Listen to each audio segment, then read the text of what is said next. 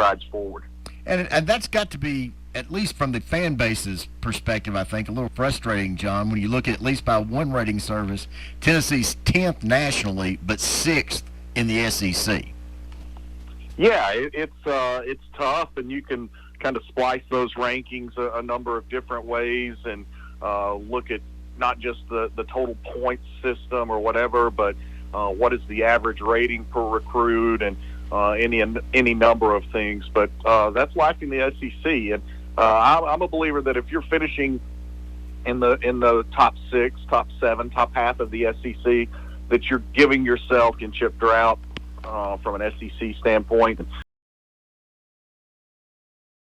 That's the goal for everybody involved. Well, and that's a good point, John. In that, the only team that appeared to out-recruit Tennessee in this cycle from the division appeared to be Georgia. Right. That's exactly right. And maybe Tennessee's not done. They're still in it with the number one running back in America as of right now. I think it's Tennessee, Ole Miss, and Florida for Zach Evans, and he's certainly a difference maker. He wouldn't push them past Georgia in any of these rankings, but he would be another tremendous asset potentially for Tennessee, depending on how that recruitment shakes out. And Georgia's number one, but Tennessee played Georgia very well last year, despite being extremely undermanned. And Jeremy Pruitt has kept his 2 coordinators now from season 2 going into season 3, a little bit different than what it was the year before. I think that's significant and brings a ton of experience back. And again, added key pieces. So Georgia had a ridiculously good recruiting class, but Tennessee got better and is giving itself a chance to develop talent and to have a chance against Georgia. And let's not forget, for as well as Georgia recruited, the Bulldogs, no matter what, will be breaking in a brand new quarterback next year. And also to that point, as you look at Tennessee, and maybe I'm reading this wrong, I get the impression that Evans is almost a luxury to this staff at this point in the way they reacted, and certainly every staff is going to speak highly of who they've signed and things of that nature. But I didn't get the impression that the staff is still out there pining desperately for Evans and that they're happy with what they've got. He'll just be a luxury.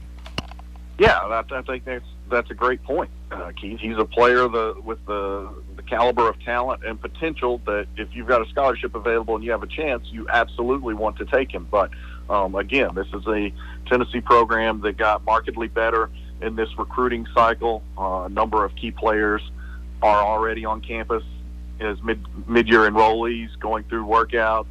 There's obviously the appeal out there for Cade Mays to try and get him immediate eligibility. He would obviously be an instant help on the offensive line. And let's not forget the biggest signee that Tennessee got this entire cycle occurred a couple of weeks ago when Trey Smith announced that he was returning for a final season at Tennessee. That gives you almost certainly a consensus preseason All-American to continue to build around on your offensive line. One of the things that came out of signing day was a lot of optimism from Tennessee fans about a couple of the prospects possibly playing basketball as well. Is it wrong that I'm incredibly skeptical that ever happens?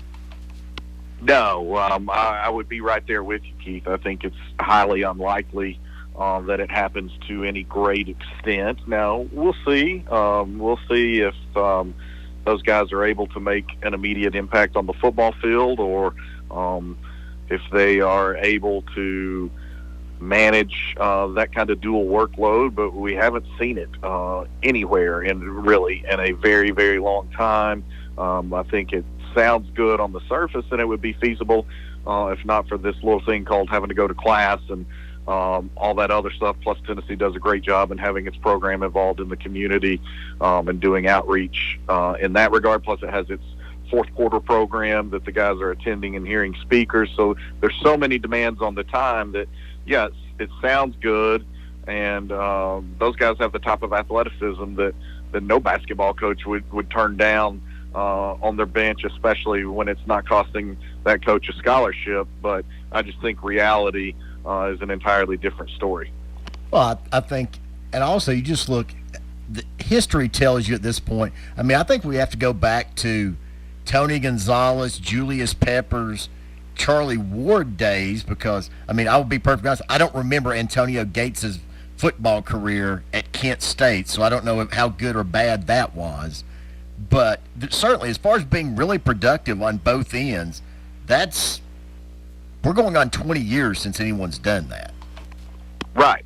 Precisely my point, and why I said it's been a long time since I can remember anybody doing that. And plus, the schedule has changed. 20 years ago, there were not 12-game schedules. There was not a playoff.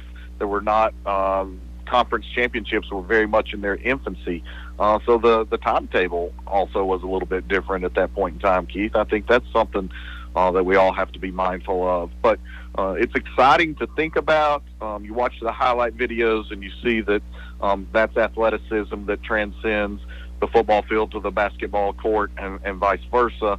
But again, reality is an entirely different thing, and these guys are going to have a grind on their bodies that they've never endured before. They're going to have an academic workload and a schedule that's mapped out like they've never endured before.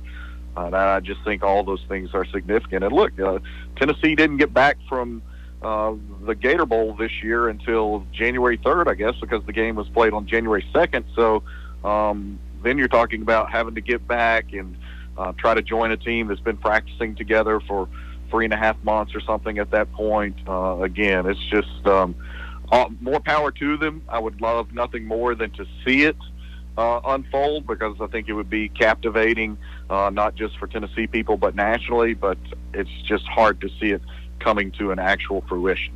Well, and also, if you think back from a scheduling standpoint, I mean, we're of an age, I remember when college basketball pretty much started the weekend of Thanksgiving. Yeah. Yeah, absolutely. The last football game and the first basketball game often were a Friday, Saturday doubleheader at most major schools. Right, and that's another great point. I mean, the schedule keeps creeping up earlier and earlier. You have a little bit earlier start to practice. You start having exhibition games sometime in October, and then you're going from there. Plus, there's also now the closed scrimmages that teams are allowed to have that they're participating in with other D1 programs. There are just a lot of things from a calendar and time management standpoint that I think makes this extremely unlikely, but nonetheless entertaining and something to get excited about thinking. Does it speak well of where Tennessee's going as a program that they're able to lure someone with the resume of a Chip Long here as a consultant? Yeah, I think it does. I think that you see a staff that has a lot of ties that extend beyond just the Southeast, or the last staff primarily just had ties in the Michigan area and Midwest, and this is a staff that does a better job of having connections everywhere. Chip Long is extremely close friends with Brian Niedermeyer. Niedermeyer was at Notre Dame this past spring, taking in the Irish this spring practice. Chip Long, literally within about a week of being fired by Notre Dame, was down in Tennessee, staying with Brian Niedermeyer for several days and visiting with the Tennessee coaches. So it's not a surprise. He's a really good offensive mind. Jeremy Pruitt obviously has seen these sort of things work up close and in person at Alabama under Nick Saban, and you put Chip Long and Jim Chaney together, those two guys have had some of the absolute best offenses in America across the past half dozen years. Jumping over to basketball, John, how dead in the water was Tennessee's season when they were down 15 at Tuscaloosa Tuesday? Holy cow, man. I was getting texts from friends going, when's the spring game again? Text like, are we going to sign anybody tomorrow? And to which I, of course, replied, I didn't realize you were on staff. But anyway, yeah, it was completely just there.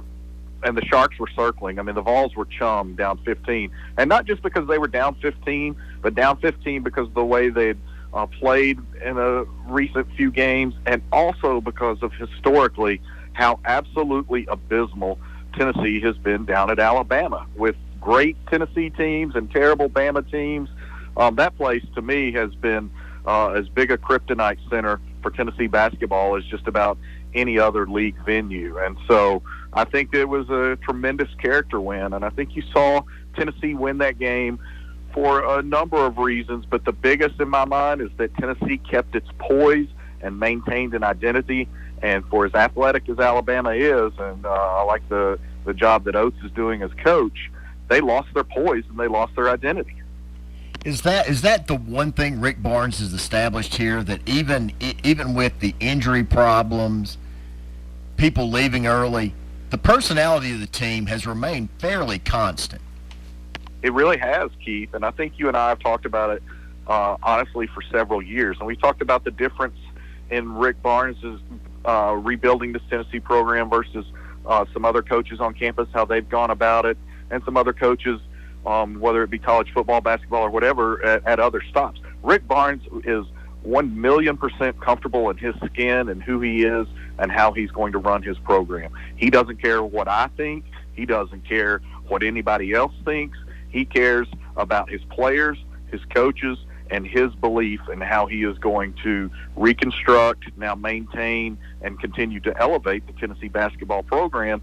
And when you have that consistency and personality and identity, it's what enables you to win a game like that. It's what enables you to win a game like the Vols did at Vanderbilt, which obviously just knocked off LSU earlier this week. So Tennessee has had the really just abysmal loss to Texas A&M, but then it turns around and has just a tremendous character win against an Alabama team that have been playing really well and absolutely spanked Auburn in that venue when Auburn was undefeated a couple of weeks before.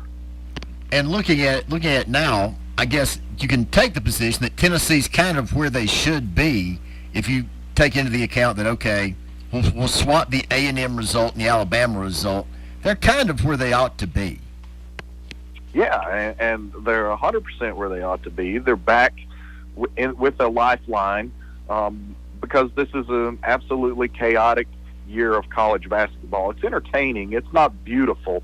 It's entertaining, and it's absolutely the most haphazard season of college ball that I can remember in a really, really long time. There's no dominant team out there. There's so many teams hovering around 14-8, 13-9, 15-7 that you have to feel like right now there's probably somewhere around 90 teams that could legitimately have a chance to be in the NCAA tournament, and it makes the next 3 weeks just absolutely captivating and absolutely chaotic.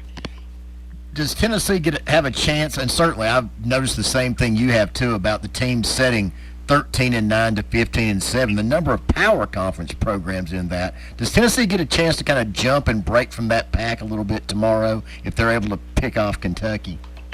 Look, you put yourself in a whole different realm of conversation if you have those two types of contests and you're able to win them. If you go on the road and win, as bad as that A&M loss was, I'll argue the Bama loss was better because the Bama win was better because it came on the road in a difficult environment against a Bama team that's better than A&M. And then if you follow that up and you're able to bookend it in the same week with a victory against Kentucky, then 100% you're in every meaningful conversation. You've played a great non-conference schedule. Your Florida State loss just looks better and better as Florida State has been ranked as highly as number 5, and I think is a real contender for a Final Four berth and one of Leonard Hamilton's best teams. So, yeah, if Tennessee can find a way to win tomorrow, and the Wildcats are going to present some real matchup problems, especially inside, but Tennessee finds the way to win tomorrow, then they're 100% squarely on the bubble, and that's all you can ask for with the way this season has kind of unfolded. Was LSU's loss in Nashville the other night the perfect microcosm for this season?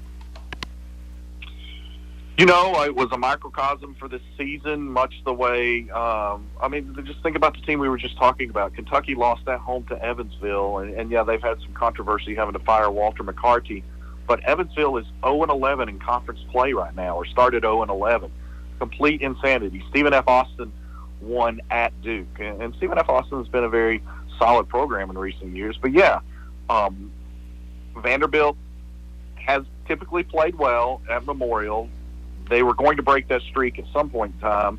And then LSU has not really been a great road team. I still think there are some distractions lingering out there for that program. And LSU is another team that, for all of its athleticism and talent, doesn't always have great composure.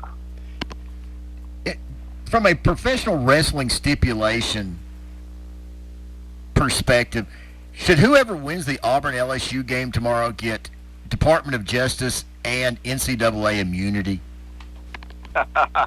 I'm not in favor of giving either of those programs immunity. So, but certainly the winner of that game maybe emerges as the ultimate wrestling heel. How about that? I can agree with that 100%.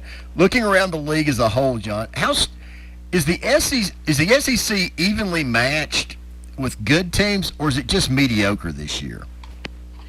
I think, much like all of college basketball, that this is not quite the same level of play that we've seen in recent years. I don't think college basketball is as good across the board this year, and that includes the SEC. The SEC might be more entertaining than in recent years during this season, but I don't think that the level of play is quite as good. For as gutsy as that Tennessee team was Tuesday night and getting that win at Tuscaloosa, you're not looking out there right now and seeing a Grant Williams or an Admiral or a Bone and thinking, man, these dudes are about to go play in the league. So I think the talent is down. I think a lot of teams everywhere are relying on younger players. Kentucky does it year in and year out, but you're seeing Tennessee having to bring in Santiago Vescovi and play him immediately as a mid-year guy, relying on other youngsters because of injuries and because of departures. And so I think that is a microcosm of the season of college basketball. It's arguably more entertaining than ever, but I don't think it's the same level of really good play that we saw last year. Last year, I felt like there were a dozen really, really good teams that were really fun to watch, that played really nice offense, scored the ball a lot, and I think that's what the sport needs. John, as always, appreciate you taking time out of a busy schedule to visit with us. Tell everybody where they can find you. My man, Keith, it's always great to visit with you. Find me on Twitter at JohnDBryce1. That's the best spot. And I did have a really cool feature this week for the TSSAA on a trio of high school football officials across the state of Tennessee that were honored for 50-plus years of service. Incredible to think these folks are out there basically because of their love of youth and love of the game and doing it for 50-plus years. So that's on the TSSAA website. John, as always, a pleasure. Have a great weekend, my friend. You as well, Keith. Talk to you later, buddy. That is John Bryce. We will be back after. We all know 1 + 1 = 2. But what if 1 + 1 equaled 25% off? With Allstate, you can save up to 25% when you bundle your home and auto insurance. And when you include the local expertise and trusted advice of an Allstate agent, that's some math we can all get excited about. Are you in good hands? This is Lanston Hill with Hill Insurance. This is Lori Johnson at E. Hill & Son. This is Jim Ferris with E. Hill & Son in La Follette. Hi, this is Paige at E. Hill Insurance. This is Tabitha Burris with E. Hill & Son Insurance. This is Mike Keith, E. Hill & Son, serving Campbell County since 1925. Locally owned and operated. Check with E. Hill & Son at 562-2112. Go Cougars! Hi, this is Percy Schull with Walk-In Bathtubs and Home Improvement. We're here at the church, the Faithway Assembly of God Church. We're so happy and proud to be able to do the new home improvements on the church. We have done all of the new vinyl replacement windows for the church. We've done all of the new trim and overhang for the church. We've done all the new vinyl siding for the church. We've done all the new gutters and downspouts with Robbins Guttering. We've done all the new painting on the church with Woody's Painting, Greg Woodson. So we've decided if you need any home improvements done to your house or a new walk-in tub for the handicapped and elderly, if you need new windows, new siding, new trim, new overhang, new gutters, new downspout, new roofing, new deck, any home improvement, we will make a donation on your behalf and your family to the Faithway Assembly of God. Let's help rebuild the church at Faithway Assembly of God. This is Percy Schultz with Walk-In Bathtub and Home Improvements. Give me a call at 865-274-9047 or come by Woodson's Mall and take a look at all we've got. And no, by the way, come by and look at the church and all the new things that's going on here. God bless, thanks, and have a great day. Wait, our team lost. Why are you celebrating? Because I just won playing Keno to Go. Wait, what? It's a Tennessee lottery game where you decide how you play and what you could win. See, pick one number, match it, and you can win up to $45, or pick 10 numbers for the chance to win up to $300,000. It's up to you. Woo-hoo-hoo! Well, you got to play first. Oh, yeah, right. Big wins, multiple drawings daily. Now that you know, how will you Keno to Go? Only from the Tennessee Lottery. Game-changing fun. Please play responsibly.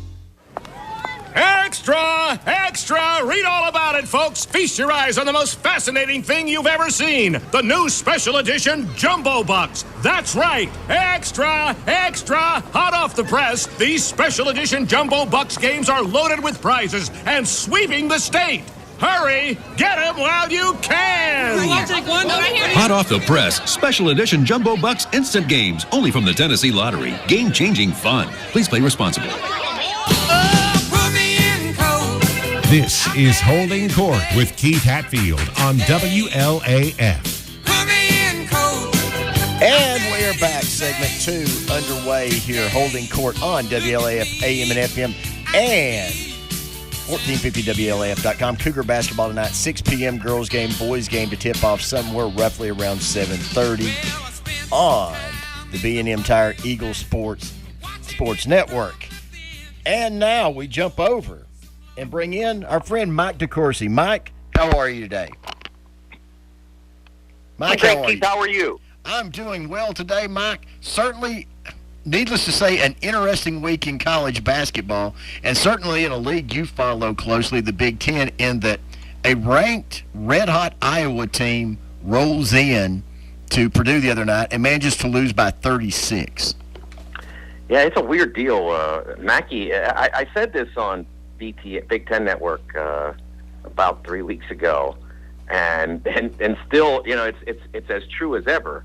I said if the 2020 NCAA tournament were conducted inside Mackey Arena, Purdue would go in like the 1976 Indiana Hoosiers. I mean, they just are unbelievably dominant in that building. And I mean, that's not the first time that's happened. Michigan State got the same treatment. Virginia got the same treatment, all losing by, I believe, upwards of 25 points. And you take that same Purdue team, and we had the game on BTN on Saturday night against Northwestern on the road. Northwestern has won one league game. Not a terrible team, but not good. And what happened was Purdue basically had to be handed the game to win. Iowa had an 8-point lead with 4 minutes and change left, and tried to kill off the final minutes, final possessions, by basically deadening the clock and then trying to make a play late, and it didn't work. And Purdue ultimately ended up catching them inside the final minute and topping them just before the buzzer with a 3-pointer. And so they basically had to have that handed to them. Away from Mackey, they're ordinary or less than ordinary. Inside Mackey, they're indestructible. I've never seen anything quite like it. Is the game between Indiana and Purdue tomorrow as close as you're going to get to an elimination game in February? No, because there is no elimination game in February. I talked about that on BTN on Sunday night on our Big Ten Basketball and Beyond show. And I said, look, there is no bubble now. I mean, when you see bubble watches on the net or people talking about the bubble on the radio or on podcasts or whatever, it's all nonsense. There's no bubble. Because it's the same, and I equate it to the announcers who, in talking about how exciting a college basketball game that they're covering, have to feel compelled to say, this is like an Elite Eight atmosphere, or an NCAA, or a March atmosphere, and it drives me crazy, because it's not. Because here's the difference: if you have an Elite Eight game, you know what happens when it's over? One team goes to the Final Four, and the other team goes to the off season. So it's not the same. It's not even close to the same. It's a good game. Say that. And as for the bubble, it's the same concept. When you get to the bubble around Valentine's Day, a little bit later, once you're on there, you're there. You're not getting off. You know why? There's no time left to get off. You can get into the tournament but you won't know you're into the tournament unless you win your league's automatic bid, which is unlikely, or you see your name on the bracket when they announce it on Sunday night. That's how you know you're off the bubble. But right now, I mean, the teams that I'm projecting to be in the back of my field, let's say at this point Cincinnati or Xavier or Mississippi State, any one of them goes on a 4-game winning streak, and they're fine, and then we might never even talk about them again in terms of being in the whether they're in or out. So that doesn't happen when you get to the real bubble, because there's no time to go on a 4-game winning streak. There's not 4 games left. So the Indiana-Purdue game is huge, especially for Purdue, because it's an opportunity to get a road win, which they've needed badly, especially for Indiana because they're on a bad slide and they don't need more negativity in their program. So that's what makes it consequential, but it's not an elimination game. Is the depth of the Big Ten going to make them a tough case study for the selection committee this year? Yes, and what's interesting, and I wrote about this yesterday on sportingnews.com, and I think that the league is so difficult, and there are so few nights where you can just, like if you're in the ACC, if you're good and you're in the ACC, and there are only a few teams we're talking about here, but like Louisville and Duke, they don't have it figured out yet. They don't know exactly who they need to be to win games in March. They're still trying to figure it out. Louisville is trying to discern how to rotate its point guards properly. Still, they still don't have that locked down. Duke doesn't even know who to play from night to night. And they've got a lot of guys, and they try to find the right ones for the right situation. But you don't win in March like that, and they know that. They're going to try to figure that out. Well, in the Big Ten, you don't get to play Wake and play terrible for 20 minutes and be behind and then still win by 10, or play at Boston College and shoot 1 for 15 from 3-point range and still win by double figures. That's what happened this week in the ACC. Michigan State shot 47% at home. 47%. You know what happened? They lost because they played a legit team in Penn State. And it could have been Wisconsin that came in and beat them. It could have been Maryland or Purdue or Iowa or whomever. That's the challenge of playing in the Big Ten right now. Is there's one Northwestern and there's one North Nebraska. That's not enough to go around. And looking at that, is this the year that the Big Ten may be able to survive having that depth, in that there aren't going to be a lot of gaudy records anywhere else that obscure that? So playing 500 ball in the Big Ten is going against that depth is going to look better this year than it might in some other years. Well, they're going to get in. I mean, I've done now, I think, 10 brackets for Fox. And at this point, I have not had fewer than 10 teams in the bracket, and I've had 11 twice.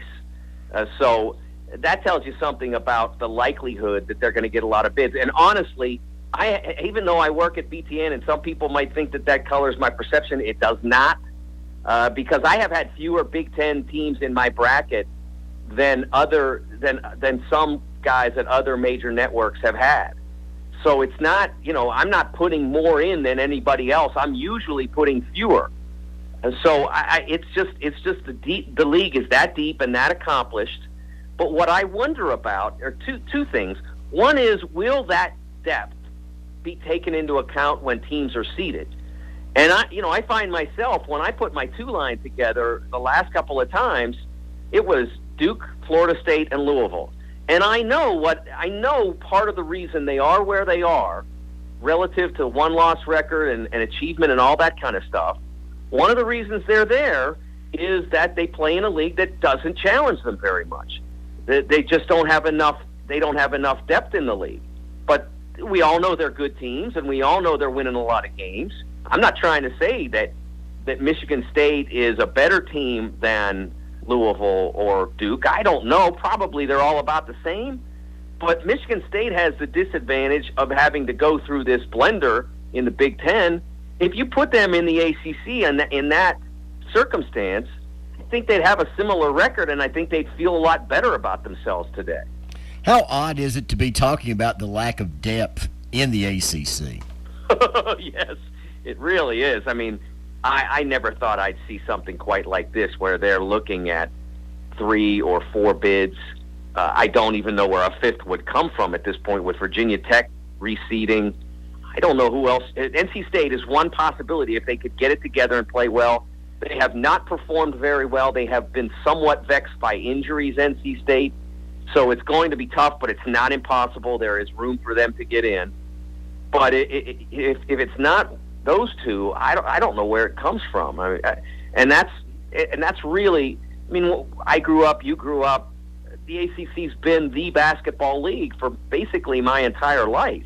I mean, there have been years when others superseded it. There was an era back in my, in my 20s, early 30s, when the Big East was maybe the league, but the ACC still had Carolina and Duke, and that was always there. And they still have Carolina, but they still have Duke, but right now Carolina's down, and that makes a difference in the league.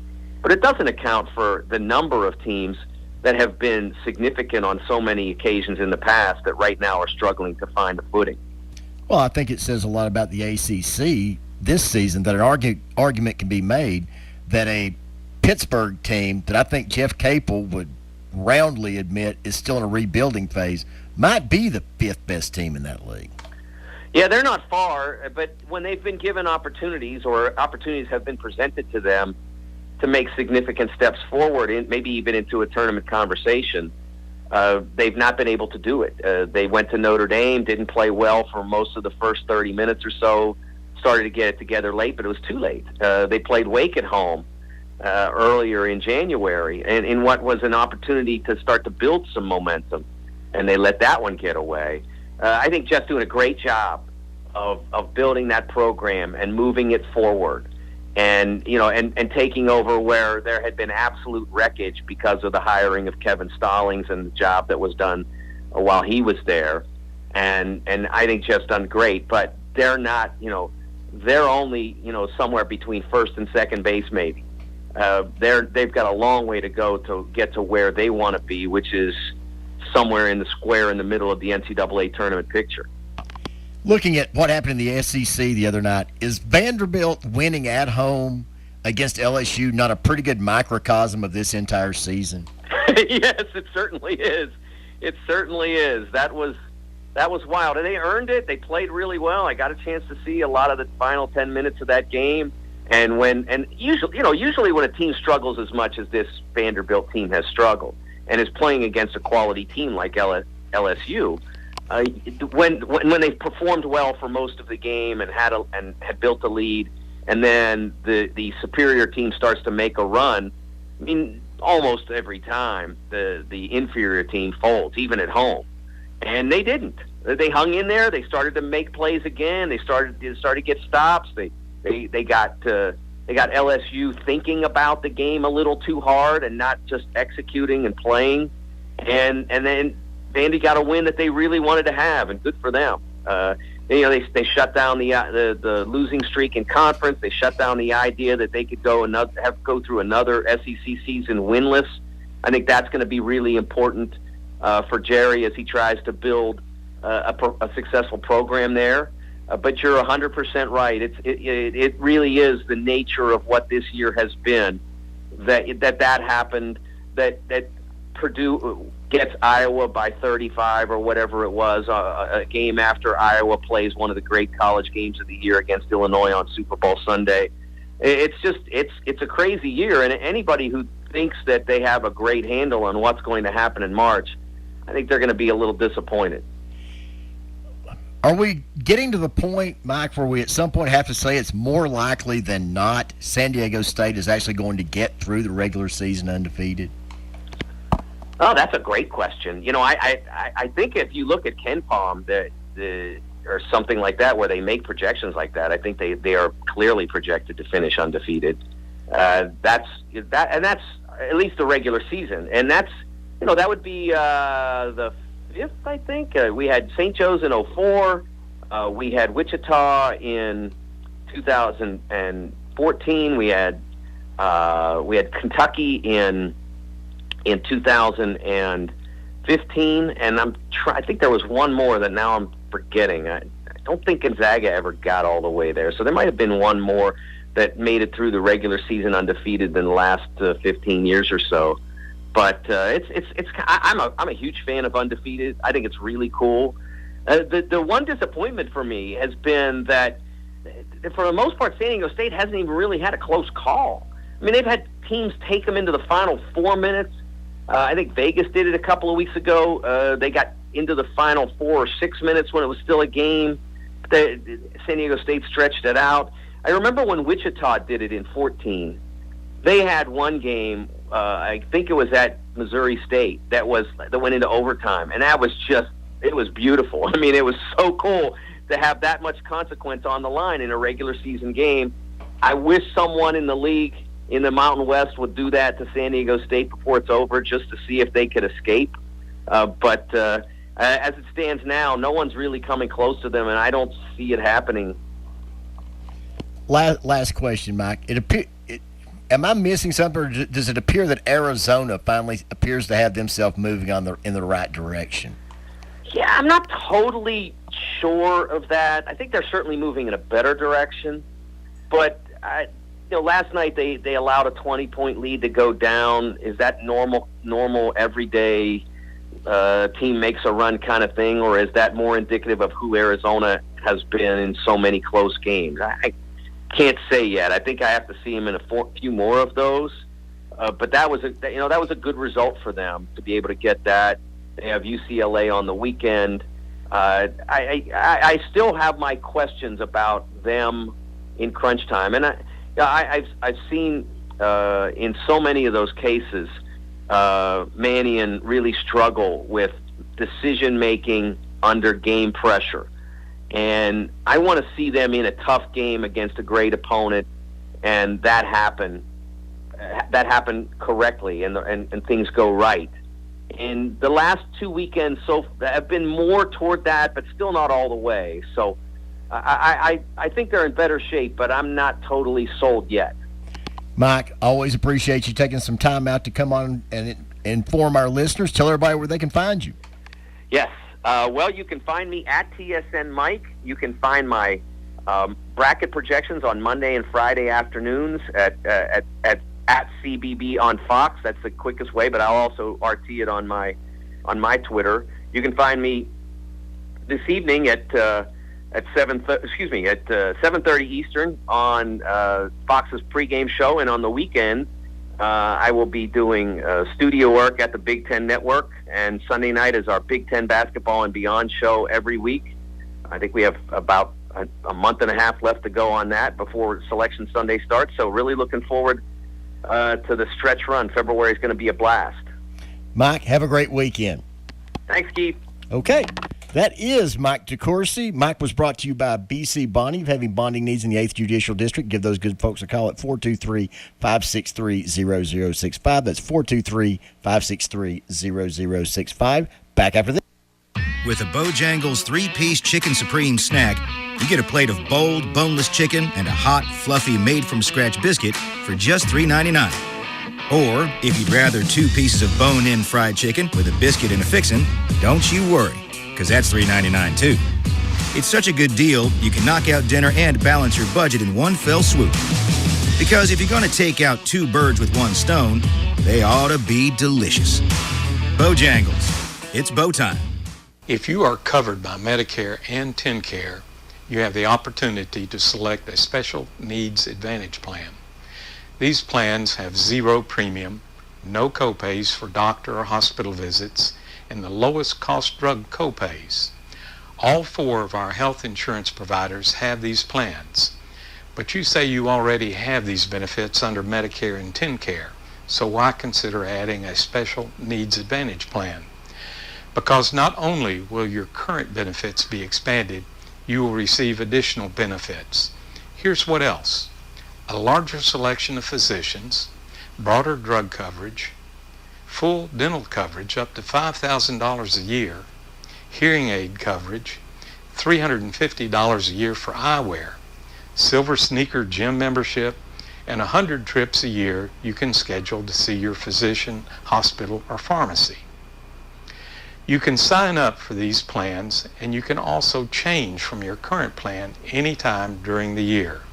It makes sense to find out about this additional coverage to further expand your benefits. My name is Hugh Neal, and I'm an agent with Hare & Cannell. I have been helping individuals in the area for more than 5 years out of our office at the Riggs Center in La Follette. I'm in the office from 9 until 4 every Tuesday and Friday. I am licensed with the 5 major health companies that provide Advantage plans in this area. I'm also licensed with a dozen companies that provide supplement or Medigap plans. Weighing your options is critical in choosing a plan. I can help you find the plan that meets your needs. Please drop by my office in the Riggs Center here in La Follette and see me, Hugh Neal, on Tuesdays and Fridays. It is better to look before you leap. Around here, when winter rolls around, you never know what Mother Nature's going to throw at you. But for generations now, you can always count on low prices at Food City. This week, save on ground chuck, $3.49 per pound, 3 pounds or more. Florida strawberries, buy one, get one free. Wide Awake coffee or coffee creamer, also buy one, get one free. And more, only at Food City. Certain restrictions apply.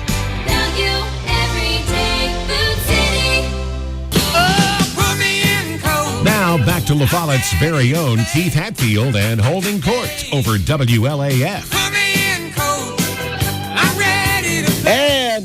And we are back. Segment 3, final segment of hour 1 here on WLAF AM and FM and 1450WLAF.com. Big weekend up in the Midwest, specifically the state of Indiana. To bring in some insight to that, we bring on our friend Kent Sterling. Kent, how are you today? I could not be better. How you doing, Keith? Well, it's always high stakes when Indiana and Purdue face off, but tomorrow, even more so than usual. You know, that you've got two teams that if either, because they play tomorrow and then they play another time. They've got a home and home left this regular season. These games between Indiana and Purdue were kind of pushed off toward the end of the schedule. So if you get a split, it's possible both are going to go to the NCAA tournament. But if either of these teams sweeps the other, I think they sweep the other. If it's Indiana will go to the NIT. I think if Indiana sweeps against Purdue, they won't even go to the NIT. So this is a really, really important game tomorrow afternoon at Assembly Hall, and who knows which team's going to show up, right? In the Big Ten, the home team, a huge advantage. We've seen Purdue this week score 106 points against Iowa at Mackey Arena, but last month they struggled to score 37 in Champaign-Urbana when they took on Illinois. So it's this thing's a real crapshoot. I have no idea what's going to happen. Given how much each team has struggled on the road, wouldn't the cruel thing to do would be to just make them play both games in Indianapolis? I think it'd be cruel, not just to the two teams, but to the fans too, because I'm not sure if they leave their home arena that either of them is going to be able to throw it in the ocean. So I think it's cruel for everybody if they don't play that game at Assembly Hall in Madison. Looking at the Big Ten as a whole, is it the depth of the league that just continues to create the fact that nobody's going to run away and go 16-2 in league play this year? No, that's for sure. You know, you could wind up with a Big Ten where the champion, the regular season champion, has 6 losses. And it's been a long time since that happened. I think that there's a lot of depth, but there's a lot of concern that the depth really isn't at the top end. It's everybody kind of crowding in the middle, that everybody is very, very mediocre in the Big Ten, minus Northwestern, who's terrible, and Nebraska, who's had some issues too. But the top 12 teams in the Big Ten, they do a really good job of holding serve on their home court. And then when they go on the road, they tend to get beat. I mean, Indiana beat Michigan State. Indiana should have beaten Maryland on their home court. They beat Ohio State. They have quality wins at Simon Scott Assembly Hall, and they have some bad losses away from it. And you could say the same thing about virtually everybody in the Big Ten. You know, if you venture away from your home arena, you got a real chance to get your butt kicked, and that's happening more often than not. In the Big Ten, the Big East, it's happening in a lot of conferences. Well, I was going to ask Kent, doesn't that phenomenon kind of make the Big Ten a mirror of the rest of college basketball? Yeah, I think that this is kind of a deeper conversation, but I think that there's a lot of quality training, and that guys are specializing younger. So you've got 10-year-olds who are working with personal trainers trying to get better at basketball, and so you've got at the guard position where guys tend to be 6'4" and under, and you've got a large amount of people playing basketball at that height. There are all kinds of guards for everybody. The guard position, there's not a lot of separation between a Big Ten team and then a team in the MAC. If you can play guard in the MAC, you can probably play guard in the Big Ten or the Horizon League. The guard play is really, really even across the board, unless you've got a great one. Like Purdue had Carson Edwards last year, and Carson Edwards, he was just a freak. But there aren't a lot of freaks playing the game. And there's not a lot going on down low. I mean, Indiana's got two guys, Trace Jackson-Davis and Joey Brunk, who on a given night, they can kind of figure out how to put the ball in the basket, but they're not going to do it enough to really cause a problem for an opponent, especially on the road. And, we've seen this in the NBA, too. Last night, you saw the Houston Rockets. They beat the Lakers, and they didn't have a guy get on the floor other than, I think, Robert Covington, who was over 6'7". So small ball can win. Small ball is winning. And the number of guys who can play small ball that are 6'4" and beneath in college basketball, I mean, there are thousands of those guys playing at a high level. So it's really hard to gain separation. Another thing that I've discussed with some people this week, Kent, is that when you have the one-and-done system in place, and you have what is, I think, by almost any analyst or scout's opinion, a not-so-great freshman class, that evens out the field also, doesn't it? Yeah, absolutely it does. And I'll tell you another thing that evens out the field is when you do go out and get a really, really good freshman who bounces to the NBA the next year, like Indiana had Romeo Langford and Kentucky's had a gobba guys, and so is Duke. You wind up at Indiana getting superior recruiting classes, but not being able to necessarily compete at a high level in the Big Ten because a team like Purdue, they've got seniors, and a team like Illinois, they're getting older.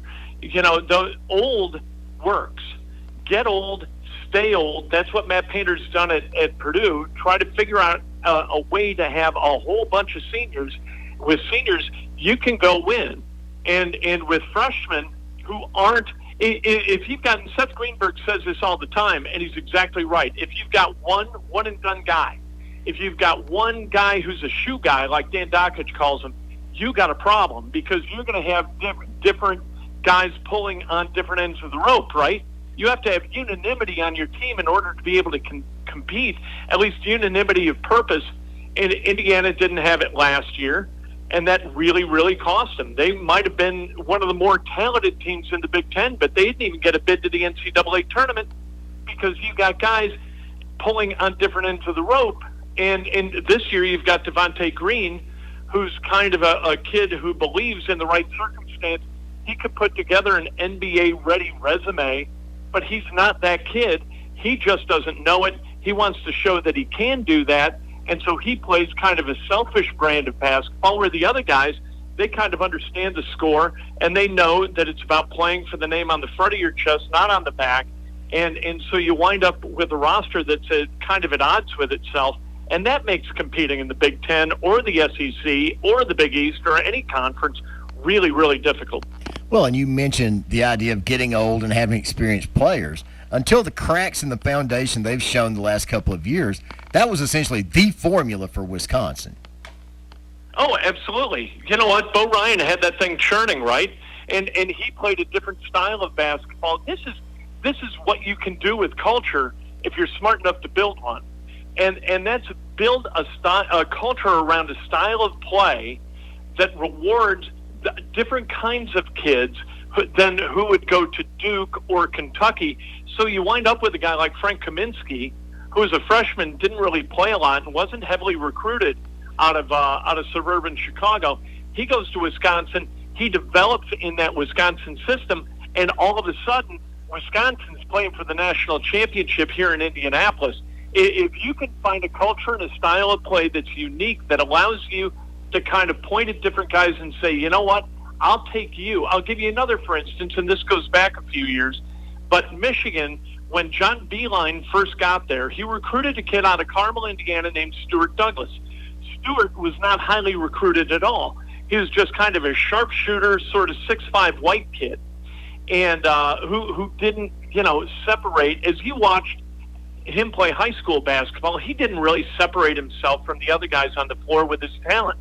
But he went to Michigan, where they reward three-point shooters, and Stewart put together a terrific career at Michigan, got better and better and better, and he's made a lot of money playing professional basketball. If you can find a style of play that's unique and that gives you a recruiting advantage to where you can go get guys and have them be productive, and these are guys who slip under the radar for a bunch of other teams, so you're the only high D1 kind of pointing at them, you can really build a sustainable, successful model, and that's exactly what Bo Ryan did. How big was Butler's win against Villanova the other night? You know what? I tell you, maybe I'm kind of geographically biased in my opinion of that game, but that's the best regular season game of the season every single year. Villanova visiting Hinkle Fieldhouse. Really, really fun to watch those two teams steeped in culture, right? That's their foundational attribute. Jay Wright has built a terrific culture, the Butler way, well known as Butler's culture, and it's a battle of will between those two teams. The talent is generally kind of level, and it's fun just to watch great fundamental basketball be played, and that's what happened the other night. 9 turnovers total in that game. Butler had some Butler's kind of in that middle tier in the Big East. You got 10 teams. You got 2 kind of at the top in Villanova and Seton Hall. You got maybe DePaul at the bottom, and then you've got everybody else. And Butler, as one of those everybody else's, picking up a win against one of the best 2 teams in the conference is a great point of differentiation in the conference. And they look to be probably the 3rd best team in the Big East. But they got to keep showing it, or else they're going to be on the outside looking in like they were last year. They got a trip to Marquette this Sunday, that game at noon, and they got to find a way to win on the road and validate what they did on Wednesday night against Villanova. Great atmosphere, great basketball, so much fun to watch. Jumping to the NBA, any surprise the Pacers essentially stood pat at the trading deadline? No, I entirely anticipated it. The Pacers, the more you're around them, the more you understand. There are some franchises that just kind of exist on the inertia of drama. They just love drama. They love creating it for themselves, like the Knicks. They love drama. Of course, they were going to do something at the deadline, right? They always do, because they love that tumult and that chaos that trades create. The Pacers are not like that. Nate McMillan loathes drama, thinks that drama gets in the way of winning. Kevin Pritchard buys into that also as the team president. And they've already got Victor Oladipo coming back. Victor, now he can play 28 minutes a game. They've lost their last 3. They won the first one he was back for. He's played 4 games. But there's still drama in that locker room. And they're putting a happy face on it. And they're all saying the same thing, that they've got to be patient with one another. And that this thing, it'll find itself. And they're going to be able to play basketball at a higher level with Victor Oladipo than they were without him. But to this point, it hasn't happened. There's drama. And if you went and made a deal yesterday, unless it was a deal like T.J. Lee for a second-rounder, kind of a meaningless, non-rotational player going someplace and you get a little bit of draft equity, that kind of drama is okay. But if you went off and did something big, like deal Miles Turner to the Knicks for Marcus Morris and, a draft pick, holy cow, would that put this thing into, you'd go from, kind of stirring the pot to putting it in a blender and whipping it. And the Pacers have no interest in that kind of thing. There's nobody that's going to put them over the top, and they're not in a position at this point to kind of dismantle the team. This team's been built for the long haul. Almost all the guys on the roster right now, the guys in the rotation, are going to be back next year, and the only guy who's not under contract in the rotation the following year is Victor Oladipo, and he's likely to sign an extension. So this is kind of a thing that's going to build next year and the following year with some young talent. And, that's what they're trying to get done. And because of that, they weren't going to upset the apple cart yesterday. Any concern at this point that trying to integrate Oladipo back into the team might not be something that gets done this season? Yeah, and that's legitimate. They won't tell you that's legitimate, but that's a real concern because Vic is going to be Vic. And what that means is he's going to be a high-volume shooter. And right now, he's not a good enough shooter to be a high-volume shooter. He in his first 3 games back, he was 3 of 21 from beyond the arc. And he is not a guy who's going to look at misses and say, well, I've got to adjust what I do. He's going to shoot what he's going to shoot. He's going to try to go to the rack when he thinks he can go to the rack. And if it doesn't work out, he puts it out of his mind, and he'll do it the next possession. And that is going to drive a guy like Malcolm Brogdon completely crazy because Malcolm is a total team-first guy, could not care less about personal statistics or any of that nonsense. Sabonis is a team-first guy. T.J. Warren is a team-first guy. And Victor Oladipo, he's a little bit of a peacock in that he really likes the attention, and he is going to take a lot of shots. And if you're going to take a lot of shots, you better make some, or it's going to rub people the wrong way. And I think that that's where this thing might be headed. Kent, always appreciate you coming on and sharing your insights with us. Tell everybody where they can find you. Oh, you can find me at KentSterling.com and on Twitter at Kent Sterling. And I've got a book out called Oops, The Art of Learning from Mistakes and Adventures. You can get that on Amazon. How about that, Keith? You're the best. I appreciate it. Always great to talk to you. Have a great weekend, Kent. All right, brother. Bye. All right.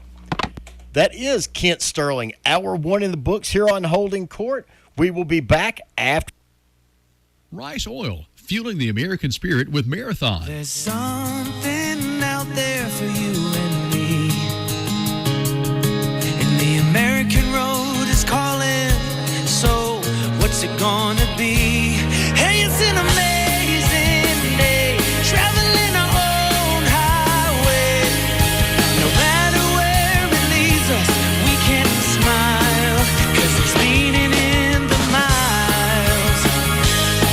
Marathon from Rice Oil, La Follette. Well, it's JR at JR's Tires again. Good to talk to the people of Campbell County. We like to thank you for 2019, all the business that we got. We appreciate everything that you do. We've got great salesmen here, great deals going on. Income tax time is coming up. If you don't need a car, come by, buy you a new set of tires, new set of wheels, get full service here. We've got windshield wiper blades. We've got antifreeze. We've got oil. We've got whatever you need. If those brakes are squeaking and the wife's on you about that, bring it by and let JR's Tires employees help you out and get her off your back. We're the oldest tire dealer in Campbell County. We have a store in Carroll. Their phone number is 562-2746. They're open Monday through Friday.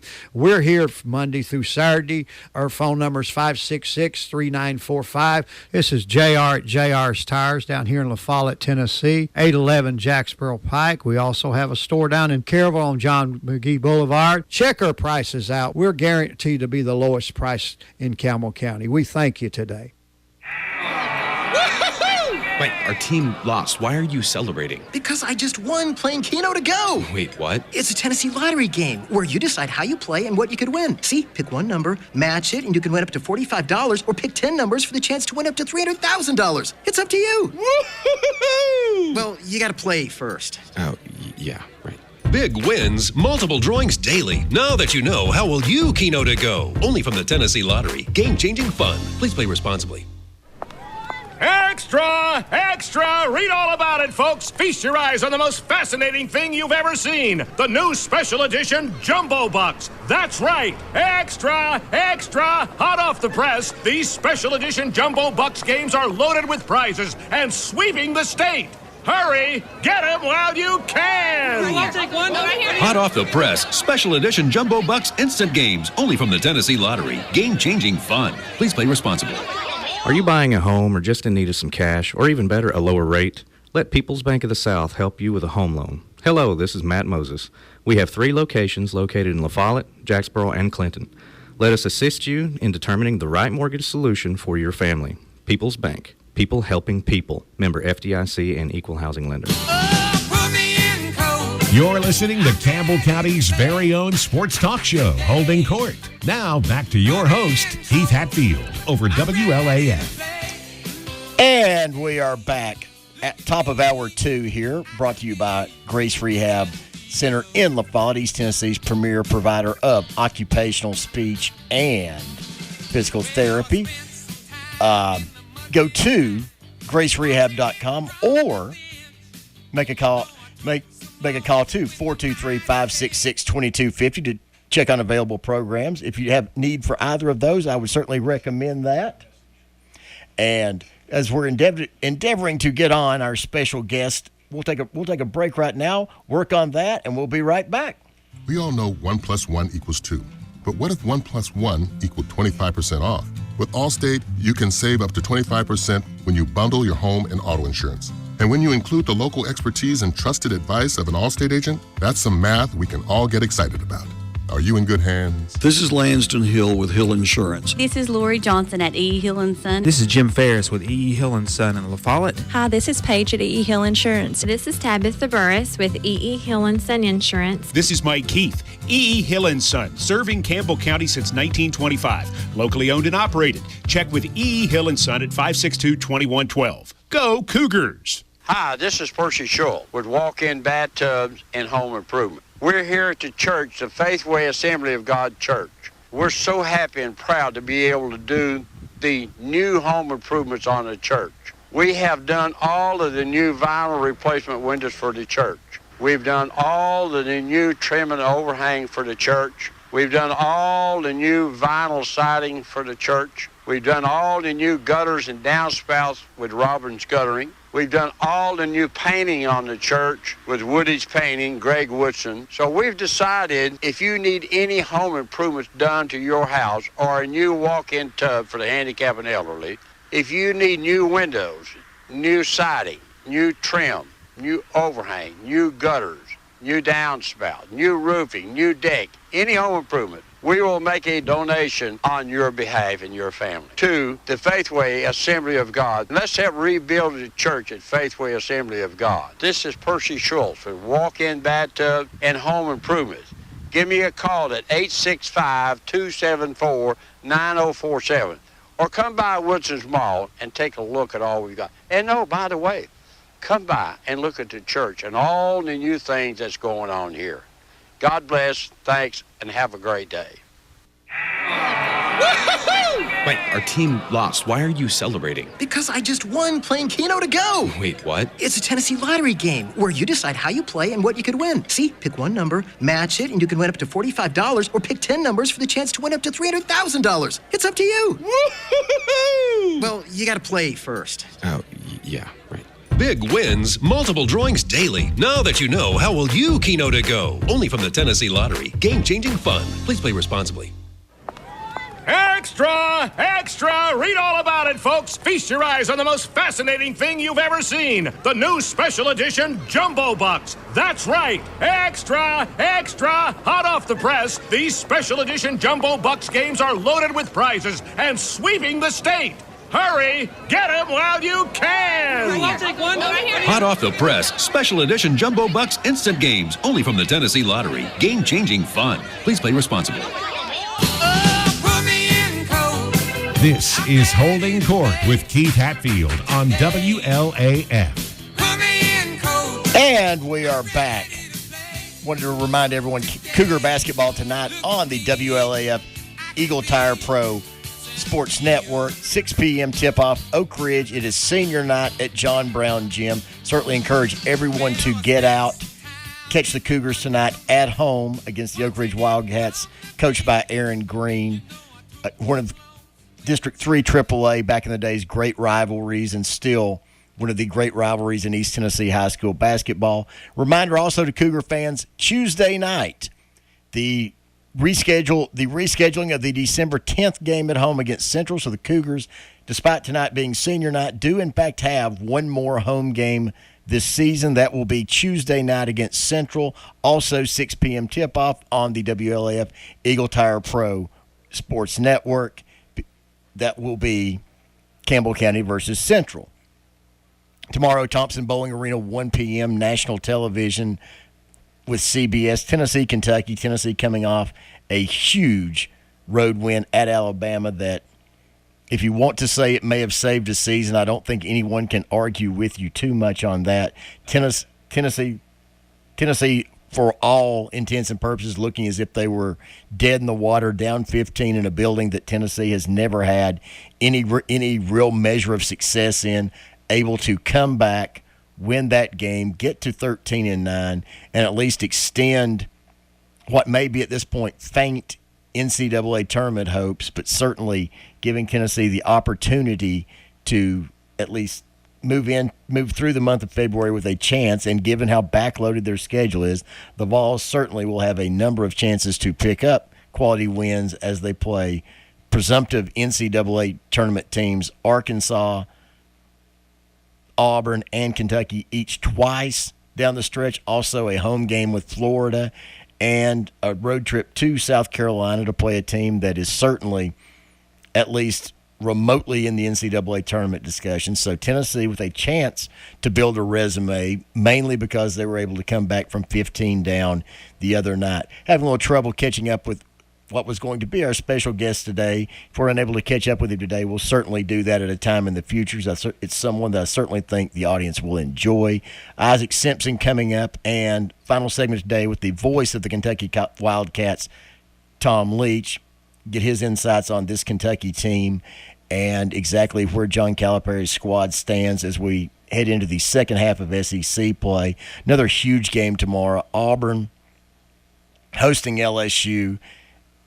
Vanderbilt's upset of LSU the other night in Nashville, creating a situation where, in fact, a win tomorrow by Auburn, and they will have tied LSU atop the SEC standings. One of the more shocking results of the season when you factor in that it's a team that managed to go winless last year in the SEC, but now appears to have gotten themselves righted at least enough to get one win. I spoke too soon. We have been able to make connection with the head coach at Ranger Junior College, Billy Gillespie. Coach, how are you today? I'm great. How you doing? Doing fantastic. How are things out at Ranger? Doing good. That is great. Sunny and beautiful today. Well, you guys, you're making those of us up in East Tennessee feel pretty rough because we've got snow on the ground up here. Oh, okay. Well, I hope you live through it. I think we'll survive, Coach. First questions first. How's your health? Oh, I'm doing great. I've been awfully lucky. It's been about 20 months since I had a kidney transplant, and had an angel give me a kidney, and everything's going great since that. You know, it's just been amazing. I went to the Mayo Clinic up in Rochester, Minnesota. They've been caring for me, and knock on wood, it couldn't have gone better. And that is great to hear, Coach. And from a basketball perspective, things going pretty well at Ranger. Yeah, we're having fun. You know, we had a real big game last night against a team. It was a first-place game. We have one loss in conference. We're actually 23-2 on the season, and we've been ranked number 1 all year. We fell down to number 4 last week after suffering our first conference loss, but last night was the 4th in a row on the road, and we went on the road and beat a very good team who, if they had beaten us, would have tied us for first. So we're feeling pretty good today. Well, and my question becomes, Coach, how much fun is it for you at this point in your career to be somewhere where it's pretty much coaching basketball at that level, and you don't have some of the peripheral things that you get at other programs? Yeah, if you all, you know, it's always been just coaching basketball to me, and you know, I always took it as that, and I enjoyed it. I didn't let the enormity of the situation or anything, that never bothered me. I was a basketball coach, and that's what I tried to do, and that's what we're doing now. We're having a great time doing it. We just make less money at it, but that's never been a factor in you know, when you choose a profession, that's never been a factor for me. So I've been able to come out to a place where I went to school, and you know, I was done. I thought I was done coaching, and they asked me if I'd come out here, and I said no. And they'd won 2 games the year before I got here, and so I said no, but I'll help you find a coach. But the president kept on talking me in, or trying to talk me into it. I finally said yes, and we won our first 35 games, and we've never looked back. We've been in the national tournament twice, and And again, we've achieved a lofty status this year as far as the rankings and the team. So it's been a heck of a lot of fun being able to help young people. So, to a great extent, the lure of going back to one of your alma maters brought you back, or you would be at home enjoying life. No telling what I'd be doing. I was retired basically, and I didn't enjoy retirement too much because I like playing golf. But heck, at my age, all my friends that I like to hang out with were still working, so there wasn't anybody to play golf with that I liked.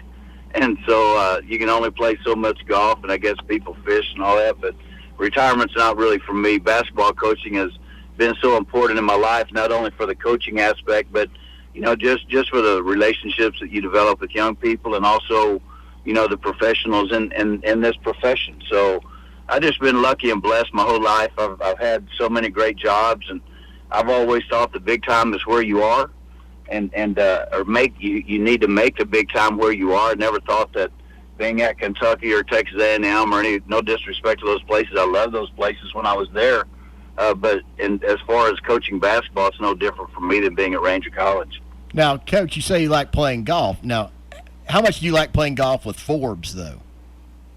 Oh, Forbes is no good. I mean, he's one of the worst golfers I've ever seen, and I know that I didn't. I think we might have played once or twice, and after that, I said, "You got to go practice before you play with me again."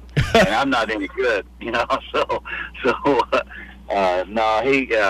but as far as playing golf with Forbes before and after is a heck of a lot of fun. But during the round with him on your team, you're probably going to lose money. So what you're saying is that his high school and college athletic prowess did not translate to the golf course. Forbes lied to us, and when we were at A&M, and he would bring these pictures of when he was a athlete back in Iowa, and he said he ran a 4.540, and we've given him a lot of grief over that because there's no way that body ever ran a 4.540, but he always, we talk about it all the time. He was serious as he could be. I think he was a little scat back receiver or some kind of deal like that, but I think we could all look at Forbes and know he was never a scat back receiver. Coach, you mentioned earlier, certainly, obviously, the pay scale a little different at Ranger than it is in College Station or Lexington. But what's the main difference from a coaching perspective at the junior college level than at the high Division I level? Well, the main difference is the kind of players you get. I mean, we get really good players. We're blessed with players now. Last year we had 9 guys off our team go to Division I schools, and since I've been here, we've had like 40 guys. This is my 5th year. We've had about 40 guys go to Division I, and off of this team right now, we've probably got the best shooter I have ever coached in my whole career. Not the best player, but the best shooter. We've probably got the toughest guy I've ever coached in my career, and we got several more guys that'll be recruited at the Division I level. But that's the thing, at Kentucky or Texas A&M or whatever, you better have guys that are going to be NBA guys, and if not, you're going to be getting beat quite a bit. So the difference would be the level of play. The biggest reason that those guys are better is because of the size of the bodies. Like last night, our biggest guy we started was 6'5", and for the last 2 years, we got beat in the national championship game last year, but we didn't have anybody over 6'4" starting, and this year we don't have anyone over 6'5" playing hardly any minutes, and so that's the biggest difference from one level to the other. Well, I've got to think, if you've got a shooter better than Jody Meeks and someone tougher than AC Law, then you've got somebody that can shoot and definitely someone that's tough. That's no disrespect to Jody or anyone else I've ever coached, but we've got a young man from Japan named Casey Tominaga, and he's the best shooter I've ever seen. He's 6 foot. His dad's 7 foot and has been a lifetime player, and so hopefully he'll grow some. But I think he leads the country as far as number of 3-point makes, and he's shooting right at 50% from 3, and everybody's boxing 1 and triangling 2 and face guarding him and doing everything, and he still makes shots. I've never seen anything like it. And again, no disrespect to any of the great shooters that I've coached, and I love AC. He's definitely my favorite player of all time. But we have a young man from Mexico named Brian Ayu, and 6'3" wing guard. He could play point, he could play wing, but he's the toughest guy I've ever seen. So And we have other players too, that are good players. We've got very good players, and so again, we're very, very lucky and blessed. Well, Coach, it sounds like you're kind of following the Greg Popovich model there in the same state and putting together a pretty good international squad. Well, when I came to Ranger, I told the president, if I'm going to come out here, we're going to try to win. And they had never won like we've been able to do. And I said, we're going to go, try to find the best players in the world and bring them to Ranger, and hopefully have them for 2 years, maybe only one, because we get a lot of great students as well. And so, we've got we got a player from, like I said, Japan, one from Mexico, a starter from Canada. We've got one from the Congo. We've got them from Brazil. We got from Spain, and then all over the country. We've got a player from Atlanta. We've had several from Detroit. We've got them from all over the place. So we're trying to win at the very, very highest level, and you got to get the best players to do that. Is that one of the benefits in having the lengthy and having been exposed to a lot of different places career you've had, in that you've got connections in certain places that if somebody knows of a player, you're going to be one of the first people that gets a phone call? Yeah, I mean, we're very fortunate in that respect, and relationships that we've built over time. And like I said, that's one of the most important things and fun things, the reasons to coach. But like last year, we had a player from the Netherlands, and it was because Coach Forbes called and said, hey, this kid he's not ready right now, and he needs a year with you. So he ended up coming with us and had a good year and moved on. And we have guys like Coach Forbes that have been lifelong friends and guys we respect. And sometimes it helps us and helps them as well. And sometimes we benefit the most. But those relationships are long lasting. And I've been very, very fortunate of getting those kind of phone calls that really help our team.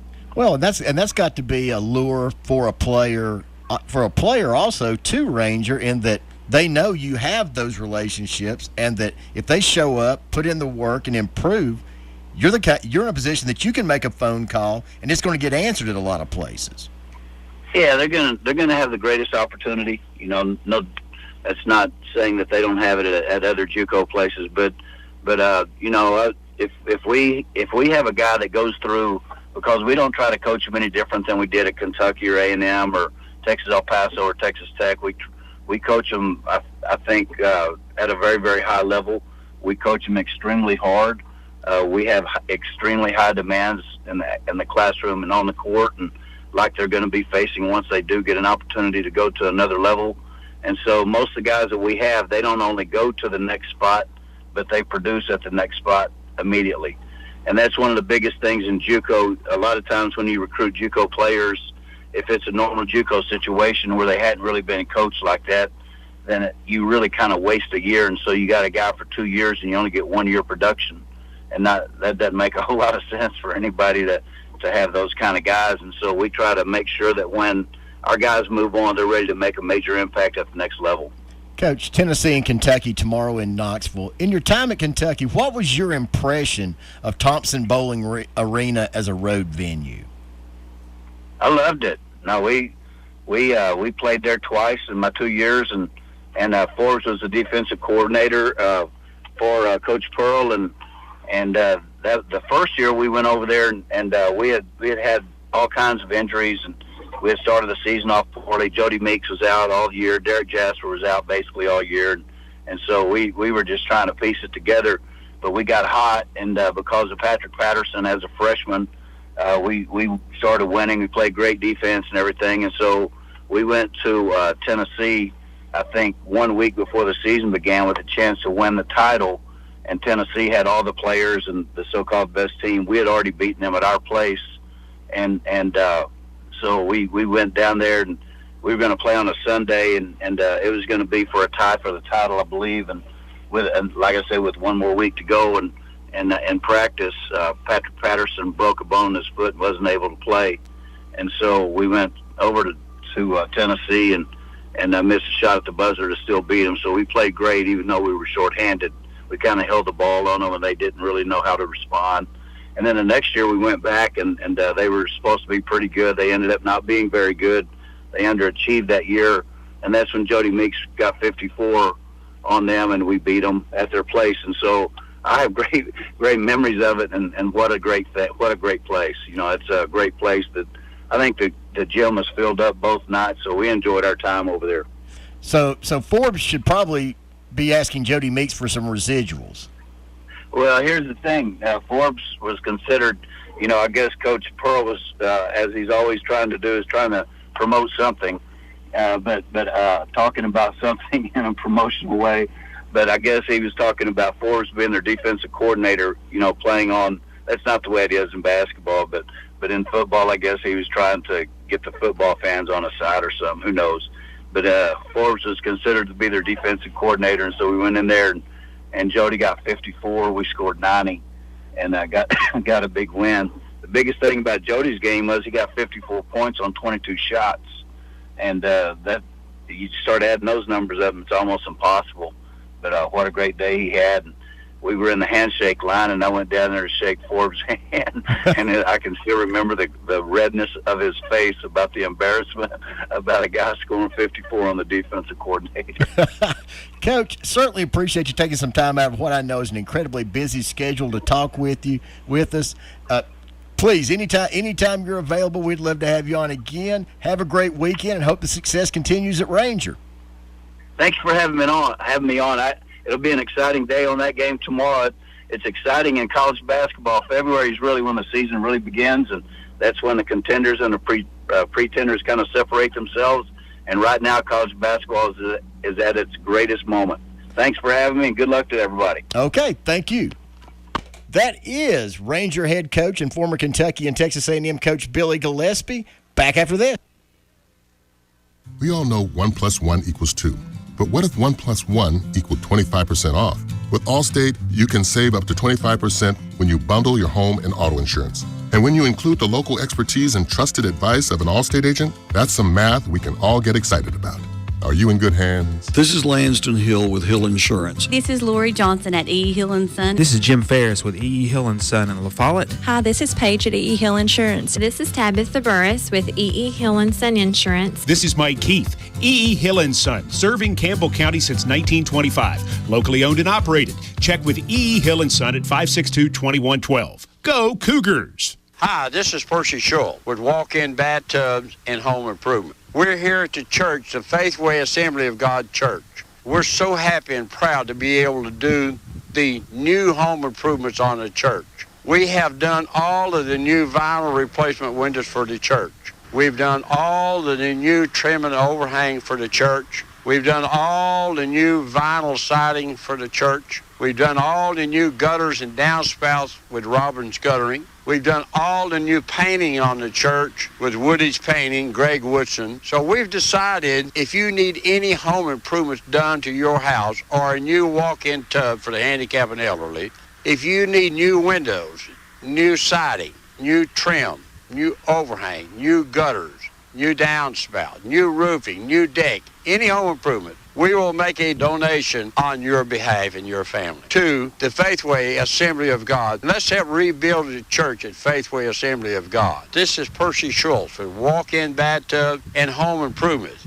Give me a call at 865-274-9047 or come by Woodson's Mall and take a look at all we've got. And no, by the way, come by and look at the church and all the new things that's going on here. God bless, thanks, and have a great day. Wait, our team lost. Why are you celebrating? Because I just won playing Keno to Go. Wait, what? It's a Tennessee lottery game where you decide how you play and what you could win. See, pick one number, match it, and you can win up to $45, or pick 10 numbers for the chance to win up to $300,000. It's up to you. Well, you got to play first. Oh, yeah, right. Big wins, multiple drawings daily. Now that you know, how will you Keno to go? Only from the Tennessee Lottery. Game-changing fun. Please play responsibly.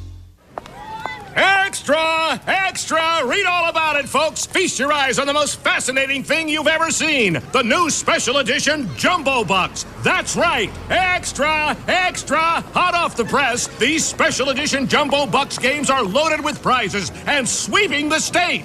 Hurry! Get him while you can! I'll take one. Hot off the press, special edition Jumbo Bucks instant games. Only from the Tennessee Lottery. Game-changing fun. Please play responsibly. Put me This is Holding Court with Keith Hatfield on WLAF. And we are back. Second segment of Hour 1. Big dealings in the NBA with the Grizzlies this week. And also in the AAC. To discuss that, we bring in our friend Isaac Simpson. Isaac, how are you today? Isaac, how are you today? I'm good. How are you doing, Keith? Doing fantastic. Certainly an interesting week for the Grizzlies. Definitely. A lot going on with the Grizzlies at trade deadline.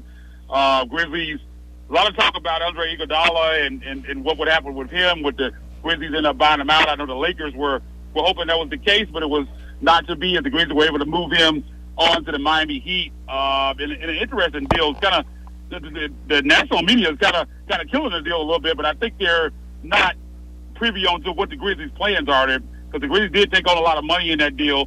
But I think the Grizzlies weren't worried about taking on money for next year. They're getting ready for 2021 free agency, and I think they're kind of putting on 2020 free agency and going to carry some money into next year, but I think they're going to be set up very well for 21. Well, and certainly I think it has been widely disseminated and discussed. The 2020 free agent class isn't really deep, and it's not one that many teams are looking to make a splash in. Yeah, there is a couple guys. Brandon Ingram down in New Orleans is a guy who a lot of people thought the Grizz, if they had cap room, could throw a max offer at, but I don't see the Pelicans letting him get away.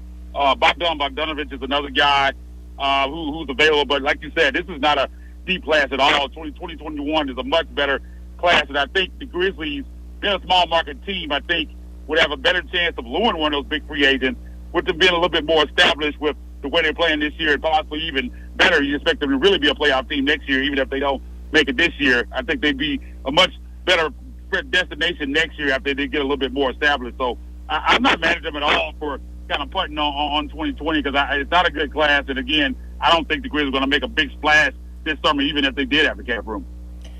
How are people underestimating, though, Isaac, the impact that losing the veteran leadership of Jay Crowder and Solomon Hill is going to have? Yeah, it's definitely gonna have an impact in the locker room. I mean, Coach Jenkins has even talked about how much he leaned on Jay Crowder being a rookie head coach.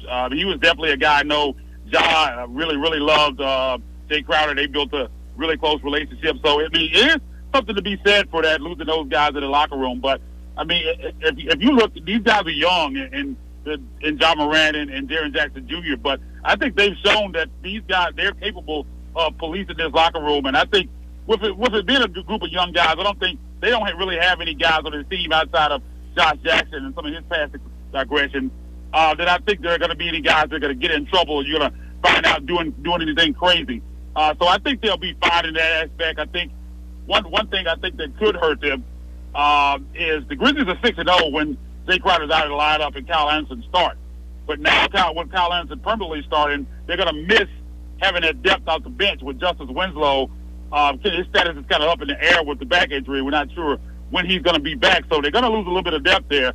But and being in the middle of a playoff race, it's kind of a big change losing your two main veterans. We're going to see how they're going to react to that. But I think there is something to be said about losing those two guys in the locker room. But as far as production on the floor, I don't think it'll have a major effect.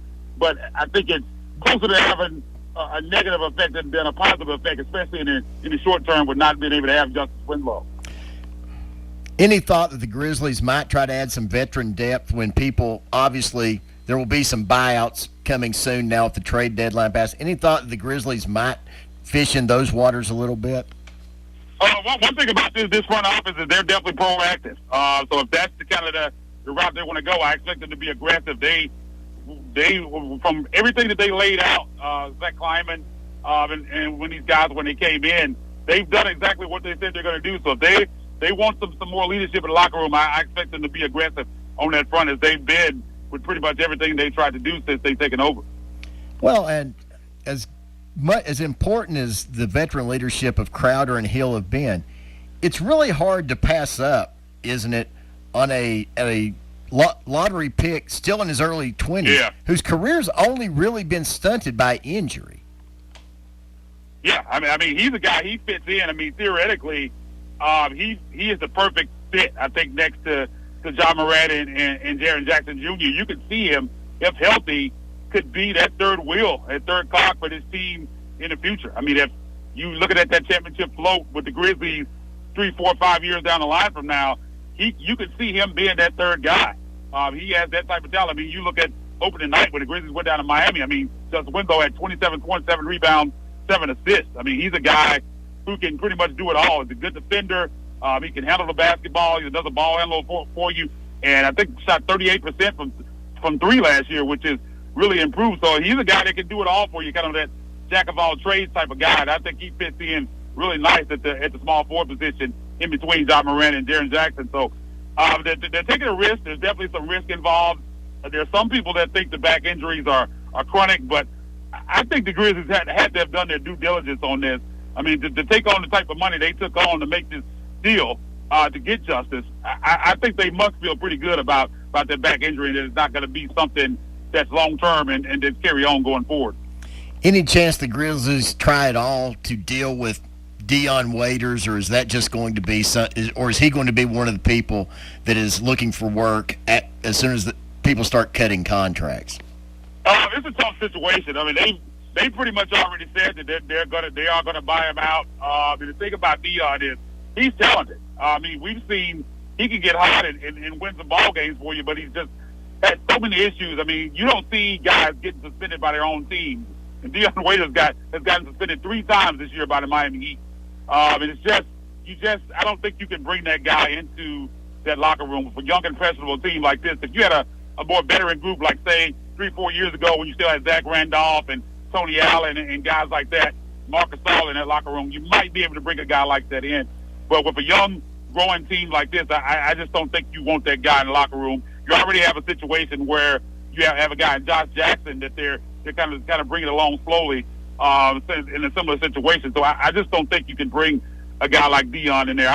They announced pretty quickly that they were going to waive him. I don't know if they spoke with him and he made it clear that he wasn't happy with the situation. I'm not sure, but they've already said that they're not going to bring him in. So it's interesting because you look at that deal, and I don't know if Miami insisted that they take Dion, because you could have done that deal without adding the Solomon Hill, Dion Waiters part of it. Maybe Miami said that if you don't take him on, you can't get Justice. But that's kind of interesting, because if the Grizzlies had no plan on keeping him, I'm surprised they kind of took on that money, especially he has an extra year coming up next year as well at $17 million. So it's kind of perplexing that they took it on, but maybe Miami insisted and they wanted Winslow just that bad. From talking to some folks that are in and around the Heat franchise, any deal they made at the deadline was going to require Dion Waiters to no longer be a member of the Heat. Yeah, I mean, again, man, he's had a lot of trouble during his time in the NBA. I mean, he had the situation earlier this year where he was, I guess, taking gummies on the plane and passed out. They had to land the plane. I mean, there's some wild stuff going on with him. And again, you don't see guys getting suspended by their own team.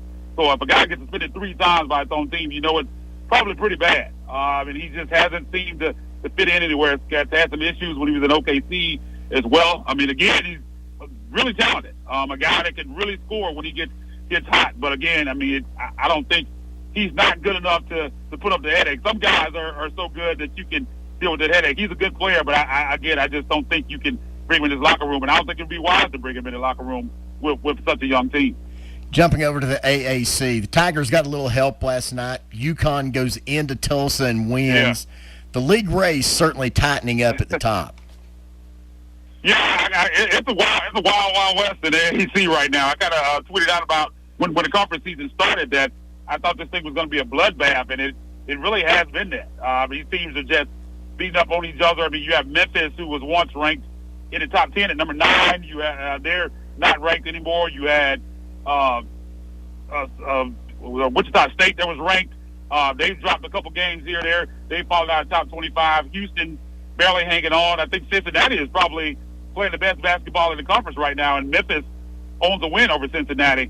And Memphis has won 3 in a row, but the thing about that is you got to look at the competition level. They have another game coming up against South Florida tomorrow. There's another game they should win to make it 4 in a row, but after that they have at Cincinnati, at UConn, and I think that stretch there, they can't afford to to go any worse than 1-1. I think they have to split those games.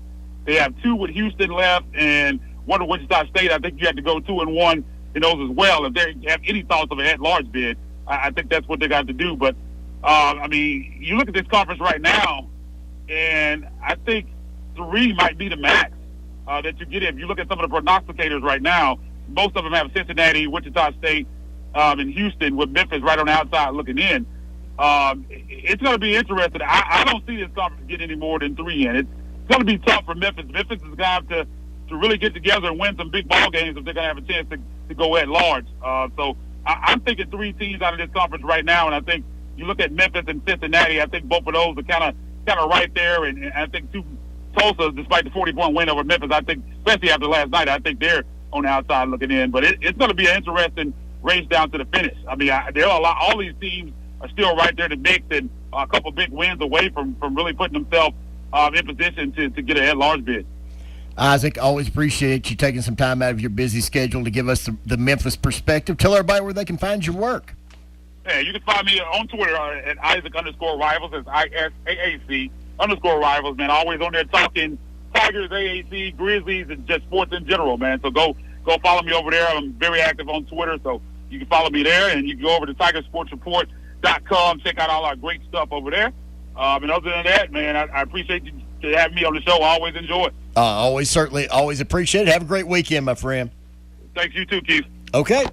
That is Isaac Simpson here on WLAF 1450 and 1450WLAF.com. Just a reminder, Cougar basketball tonight, 6 p.m.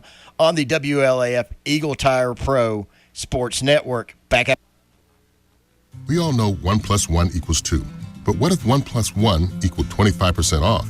With Allstate, you can save up to 25% when you bundle your home and auto insurance. And when you include the local expertise and trusted advice of an Allstate agent, that's some math we can all get excited about.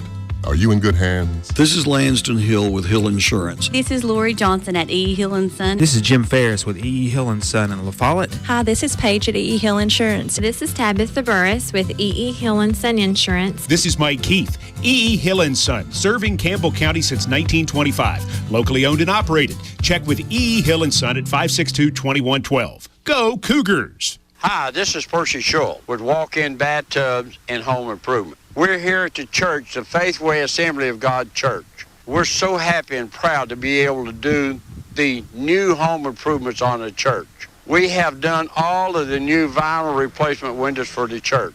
We've done all of the new trim and overhang for the church. We've done all the new vinyl siding for the church. We've done all the new gutters and downspouts with Robbins Guttering. We've done all the new painting on the church with Woody's Painting, Greg Woodson. So we've decided if you need any home improvements done to your house or a new walk-in tub for the handicapped and elderly, if you need new windows, new siding, new trim, new overhang, new gutters, new downspout, new roofing, new deck, any home improvement, we will make a donation on your behalf and your family to the Faithway Assembly of God. Let's help rebuild the church at Faithway Assembly of God. This is Percy Schultz with Walk-In Bathtub and Home Improvements. Give me a call at 865-274-9047 or come by Woodson's Mall and take a look at all we've got. And no, by the way, come by and look at the church and all the new things that's going on here. God bless, thanks, and have a great day. Wait, our team lost. Why are you celebrating? Because I just won playing Keno to Go. Wait, what? It's a Tennessee lottery game where you decide how you play and what you could win. See, pick one number, match it, and you can win up to $45, or pick 10 numbers for the chance to win up to $300,000. It's up to you. Well, you got to play first. Oh, yeah, right. Big wins, multiple drawings daily. Now that you know, how will you Keno to go? Only from the Tennessee Lottery. Game-changing fun. Please play responsibly.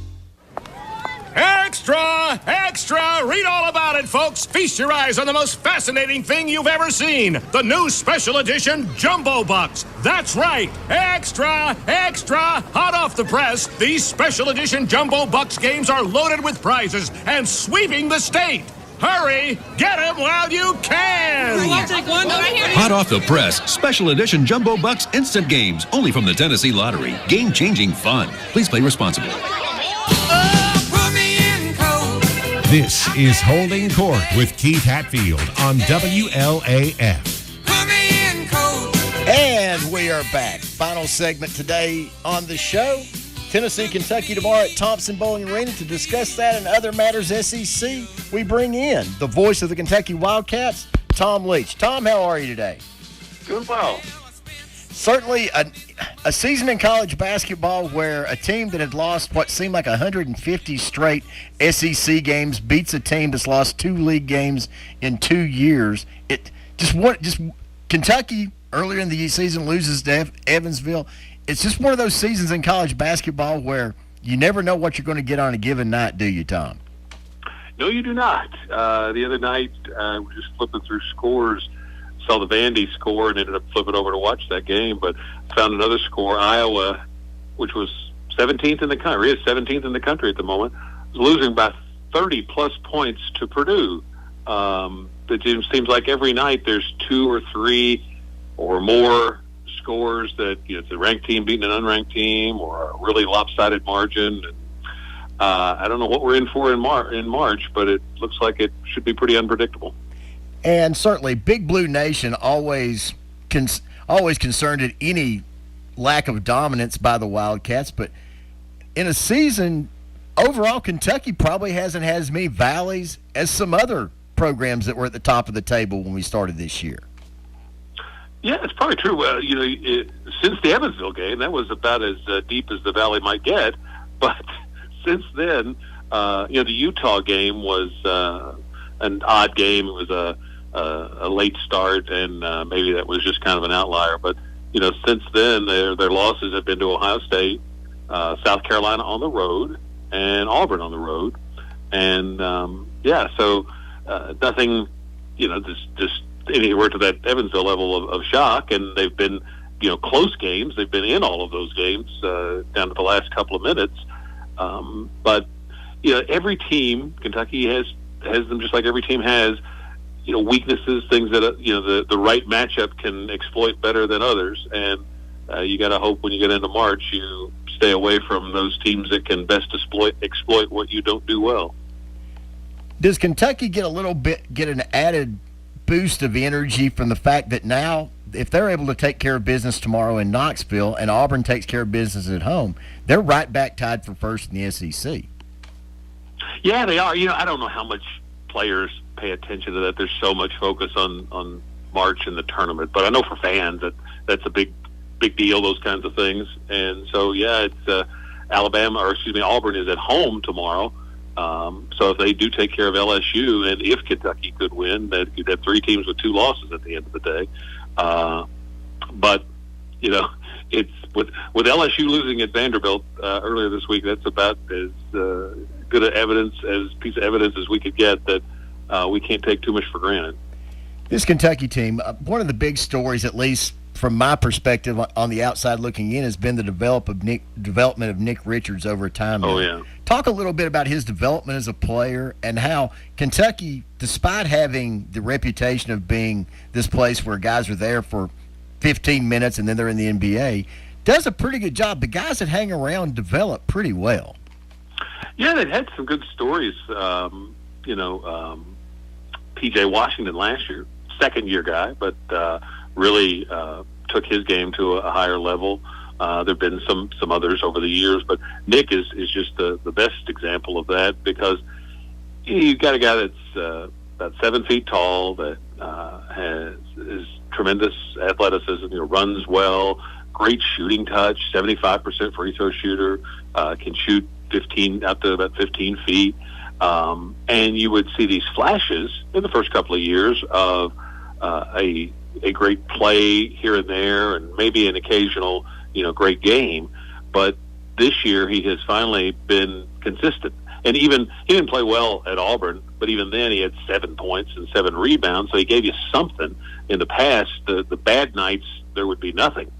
Now the bad nights are rare, and he's just been very consistent for them, and really nice young man. And so he's playing his way into a nice paycheck, I'm sure, at the end of the season, and has become a real key for this team. He and and Higgins. You can debate which one is more important to Kentucky's success, but neither of them played particularly well at Auburn, and that is easy to understand why they couldn't get out of there with a win under those circumstances. But Dick's been great story. I mean, he's contender for first-team All-SEC honors from just nobody would have. The odds on that would have been probably 100 to 1 at the beginning of the season. Is part of that development that you're playing against the P.J. Washingtons of the world in practice, and B, now he doesn't have those guys in front of him, and he knows I'm going to see the floor. Yeah, maybe that could be part of it, and that along with there was always somebody else. Now there's not. So does he respond to his team really desperately needing him more so than ever? Maybe that was a part of it. Maybe just maturing. I mean, Kenny Payne is an assistant coach who does a lot of work with the big guys, and I think he's a great tribute to what the work Kenny has done with him. I'm sure Nick would tell you that Kenny's never given up on him and has always believed in him, and maybe that's finally clicked in this year. Just so many different guesses as to what it is, and it's probably a little bit of all of it, but he is playing to say he's playing the best basketball of his career would be quite an understatement. Has the Khalil Whitney situation been a distraction for Kentucky, or does everyone, players, coaches, fans now, just realize departures like that have kind of become the norm in modern college basketball? Yeah, I don't sense that it's become a distraction. He wasn't playing much. And, I think he, the young man, was liked by his teammates. He wasn't, causing any problems for them. So it may have been, other people around him who were pushing this decision or convincing him to make it. And that's all speculation. But I don't think he was giving them any problems. The coach wasn't giving coaches any problems. And the fact that he wasn't playing much means that the impact was minimal, although it's, they're getting really thin now in terms of foul trouble or an injury. But I think it was, I don't sense that it's been a big distraction to them in terms of their chemistry. Well, and you mentioned the sudden lack of depth. That showed a little bit down at Auburn with when players began to foul out, didn't it, Tom? It did, and they played a good stretch of zone in the second half, and so it's not something John Calipari likes to do, but it's something they may do a little more of down the stretch, at least at times when they would get into foul trouble, because they're really thin. There's a player who was one of the best high school players in Kentucky last year, in fact was the Mr. Basketball, a young man named Dante Allen, who is coming back from a knee injury suffered early in his senior year of high school, and Calipari floated the idea after the game the other night that they might take a look at seeing if he could help them, but he's going to be very cautious about that because he wants to make sure that if they're going to burn the red shirt for Allen, that they really believe he can help them. Calipari was asked about it again today, and he seemed less enthusiastic about the idea, but it's still something that's a possibility as Dante comes back from this knee injury, and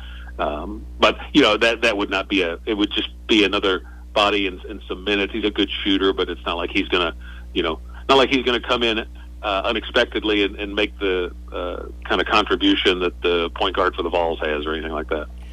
Looking at the overall of Kentucky's team, certainly with the productivity Richards has had this season, is the other strength of this team the fact that you've got a point guard that can really lock up the other team's point guard and make it difficult when he's not in foul trouble for teams to get into their offense?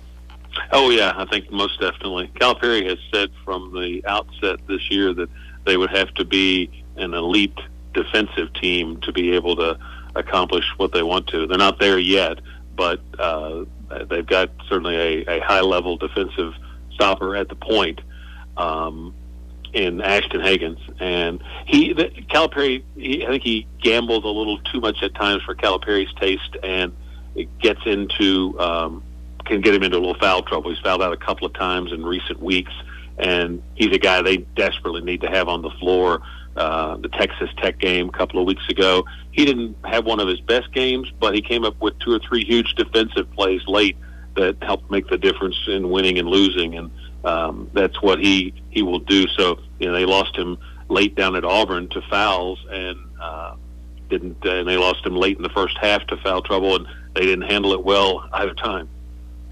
Obviously, Richards and Hagens playing well tomorrow will be keys for Kentucky as they come to Knoxville. Who's another player that Tennessee fans should look out for as kind of a barometer of how the Cats are playing?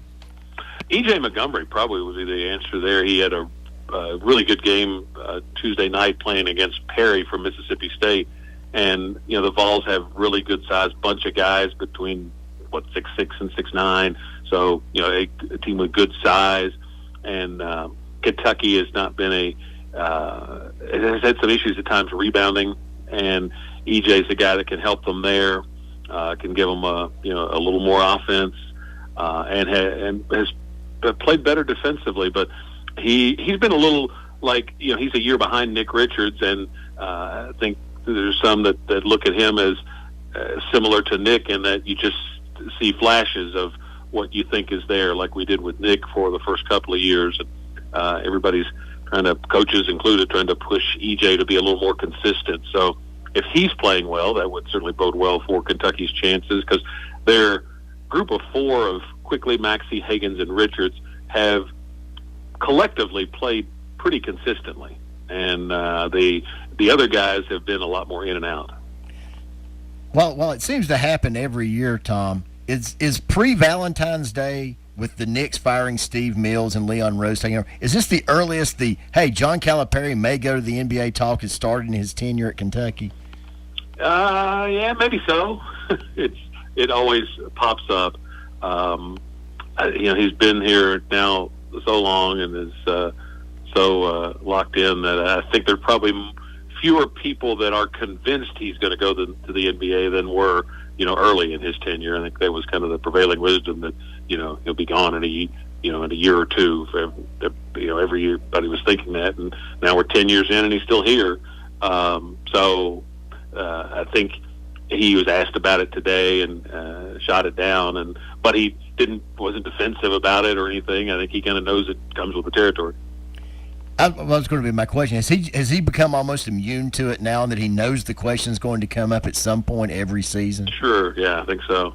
Yeah, I'm assuming that's the case. It's kind of how he handled the question today anyway. Wanted to get your overview of the rest of the league outside of Kentucky. Who do you see, once it all shakes out at the end of the season, who do you think will be there competing for that top seed in the SEC tournament? Well, I think it's Auburn, LSU, Kentucky are the 3. So, and tomorrow will play a big role in that. LSU, if they can win at Auburn, all of a sudden they've got a 2-game lead on Auburn and a game lead on Kentucky, and Kentucky coming to their place. So if Kentucky wins tomorrow, if Kentucky loses and LSU wins, LSU's got a 2-game lead on the rest of the pack. So I think it's probably one of those 3 as far as that 1 seed. But rooting for somebody to get a little hot so that the league gets more than, and I think they will get more than those 3. But South Carolina was a team, for example, that was really starting to show a little life after their upset of Kentucky, and then they had a bad loss to Ole Miss the other night. The Vols are sitting there at 5-4 now. If they were to win tomorrow, they'd have a shot to play their way in. Mississippi State, I think, is a team worthy of being in the NCAA tournament, even though they're 5-4 in the league right now. They got off to a bad start. Florida, certainly on their best day, is good enough. So what's that? That's 7 teams. Arkansas, I think, but now they're sitting there at 4 and 5 in the league. When Kentucky went out there and played them, I thought they were going to be for sure a tournament team, and so hopefully they can rally and get in, and the league gets maybe 6 or so teams into there. I've been impressed with Alabama at times. I know the team the Vols just beat, and yet there have been so many of these teams that have just been in and out. And I guess just see a bunch of teams, 4 teams right now at 5-4, 2 at 4 and 5. So that's the kind of year it's been. Tom, final question. Certainly everybody in the SEC to a great extent, sees Kentucky as their biggest, or certainly their second biggest rival. And I've always wondered, I certainly know how Tennessee fans see the Tennessee-Kentucky rivalry. What do you think the perception from the Kentucky side of the Tennessee-Kentucky rivalry is? Oh, I think it's still a big rivalry. The biggest one is Louisville. That series started in '83, so there's not as much history as there is with the Vols, but it's in state, so that's the biggest one. And then I think after that, Kentucky fans, I think, kind of view teams like Duke and Carolina as rivals, even though they don't play them regularly. But probably for most Kentucky fans, it's probably Louisville and maybe then Tennessee. Tom, certainly appreciate you taking some time out of a busy schedule to talk with us today. Safe travels to Knoxville.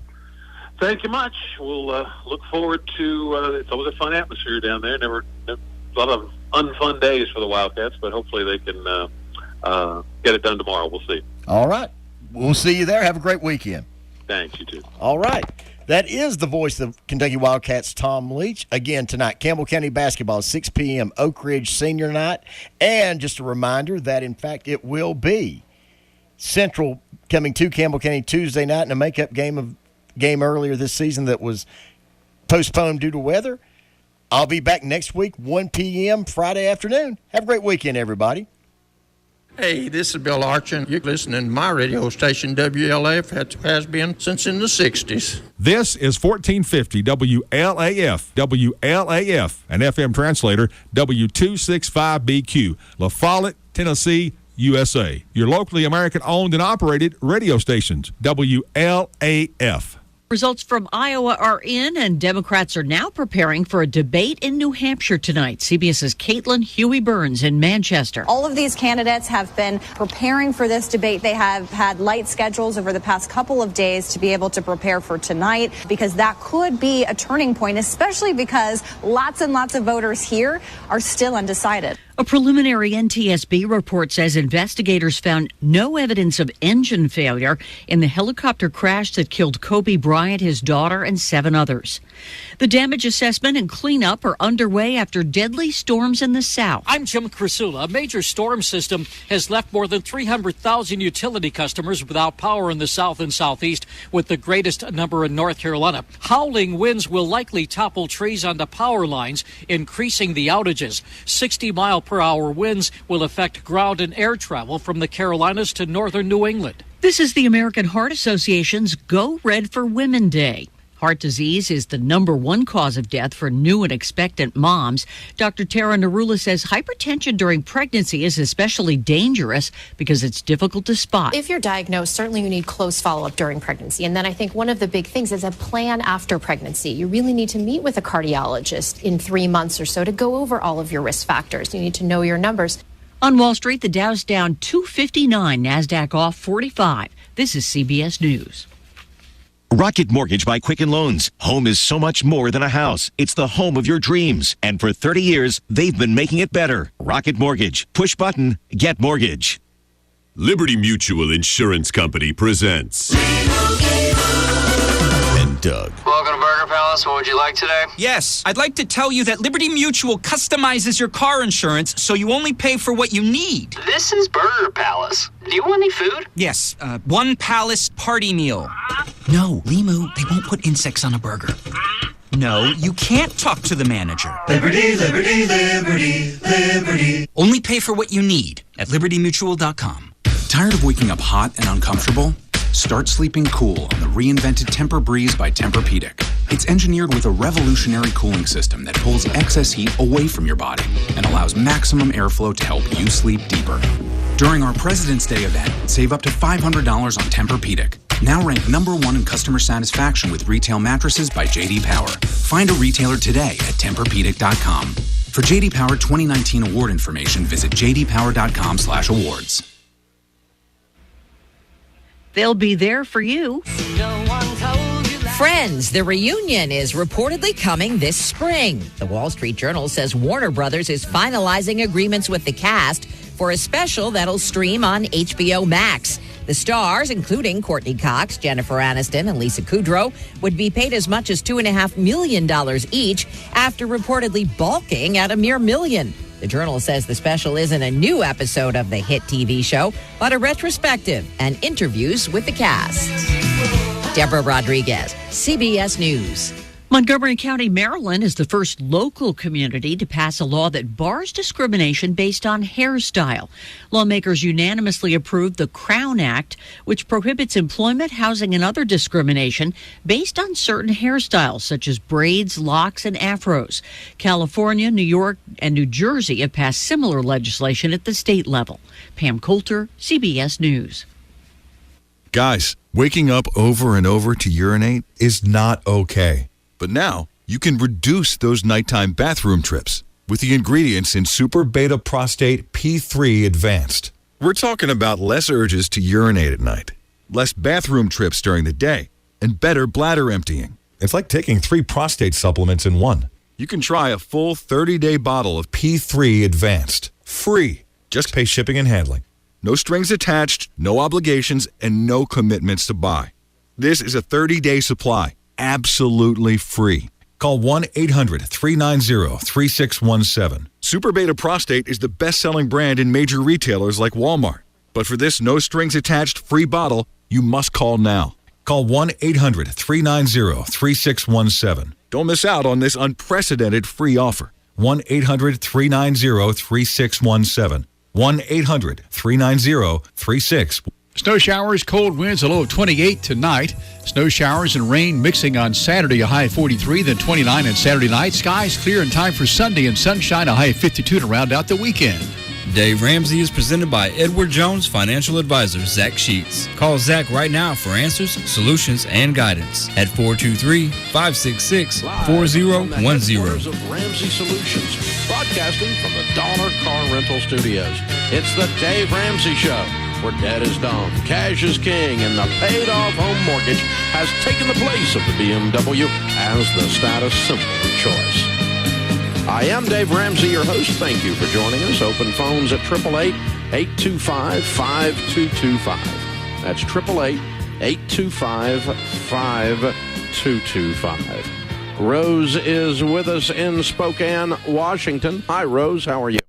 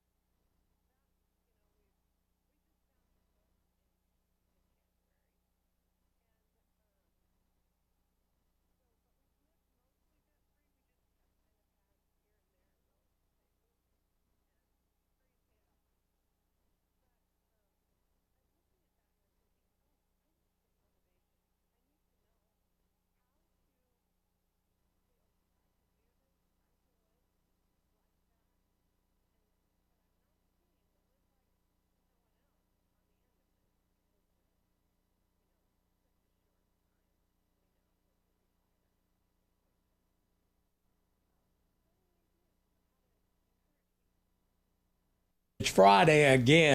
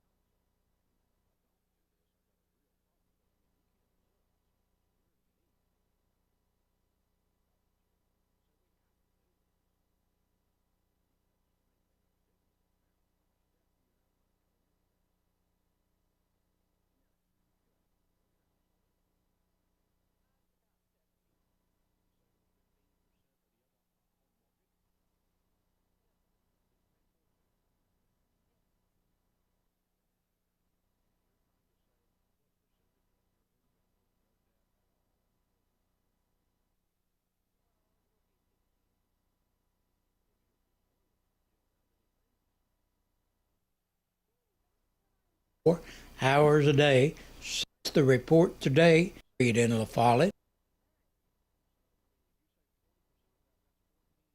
Hi, everybody, and welcome.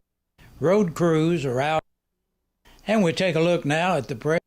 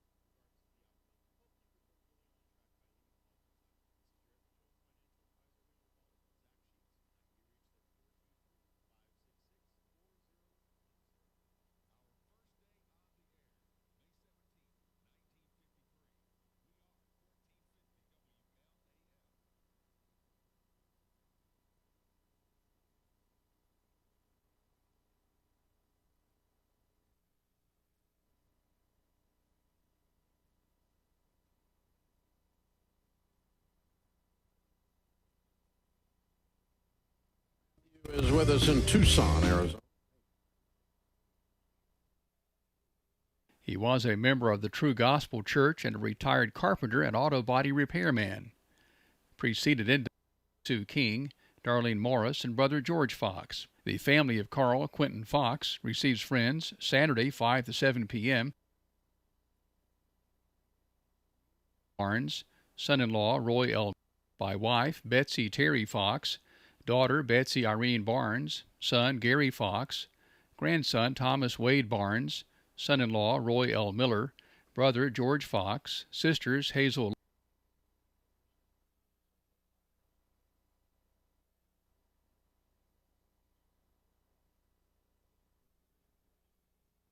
Barnes, son Gary Fox,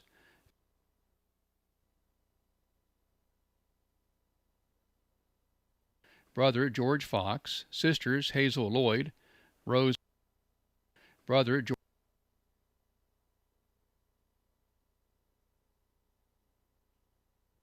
Gary Fox, grandson Thomas Wade Barnes, Gary Fox, grandson Thomas Wade Barnes, son-in-law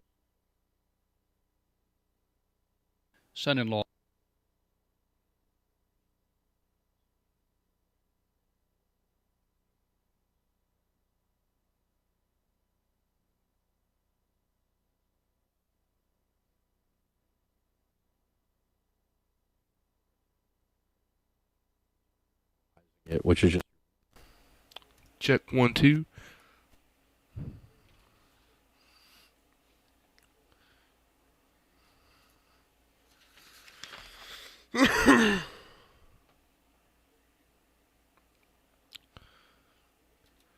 Two.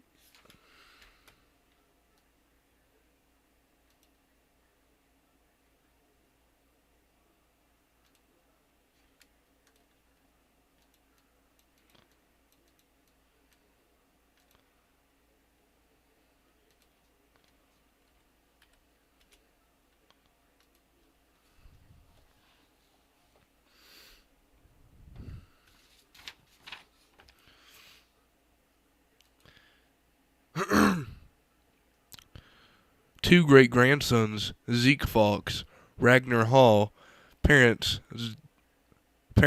John and Cynthia Walden Fox. Two great-grandsons, Zeke Fox, Ragnar Hall, parents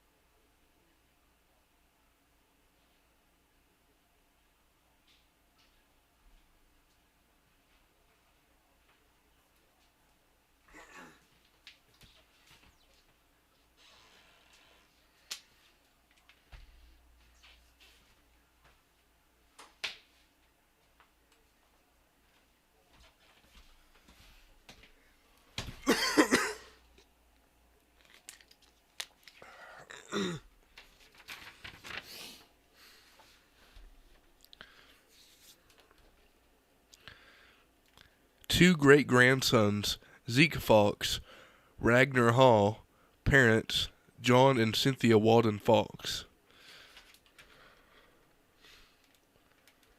Two great-grandsons, Zeke Fox, Ragnar Hall, parents John and Cynthia Walden Fox.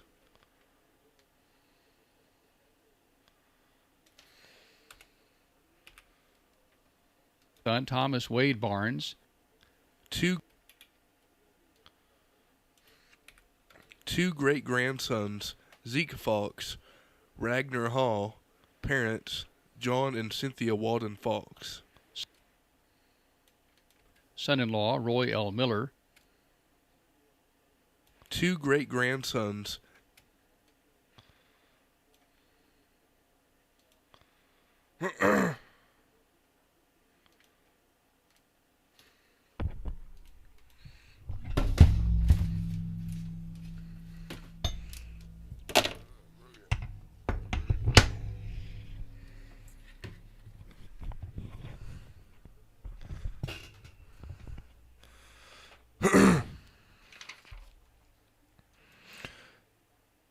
two great-grandsons, Zeke Fox, Ragnar Hall, and parents John and Cynthia Walden Fox.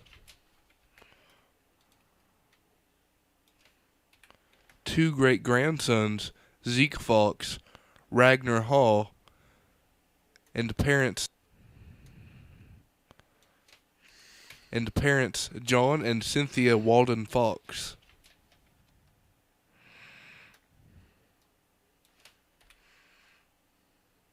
Two great-grandsons, Zeke Fox, Ragnar Hall, and two great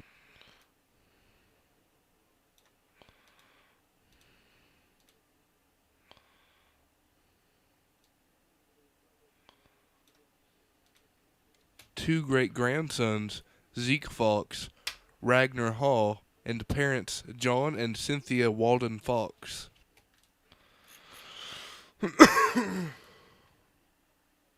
Airman. Preceded in death by wife Betsy.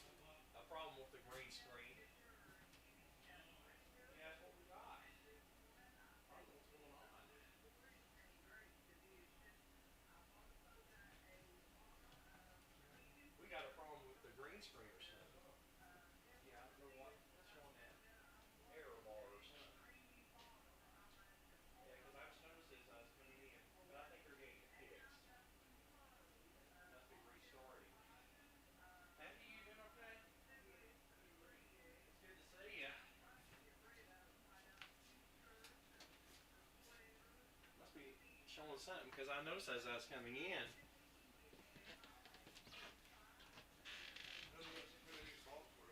Yeah, probably so, yeah.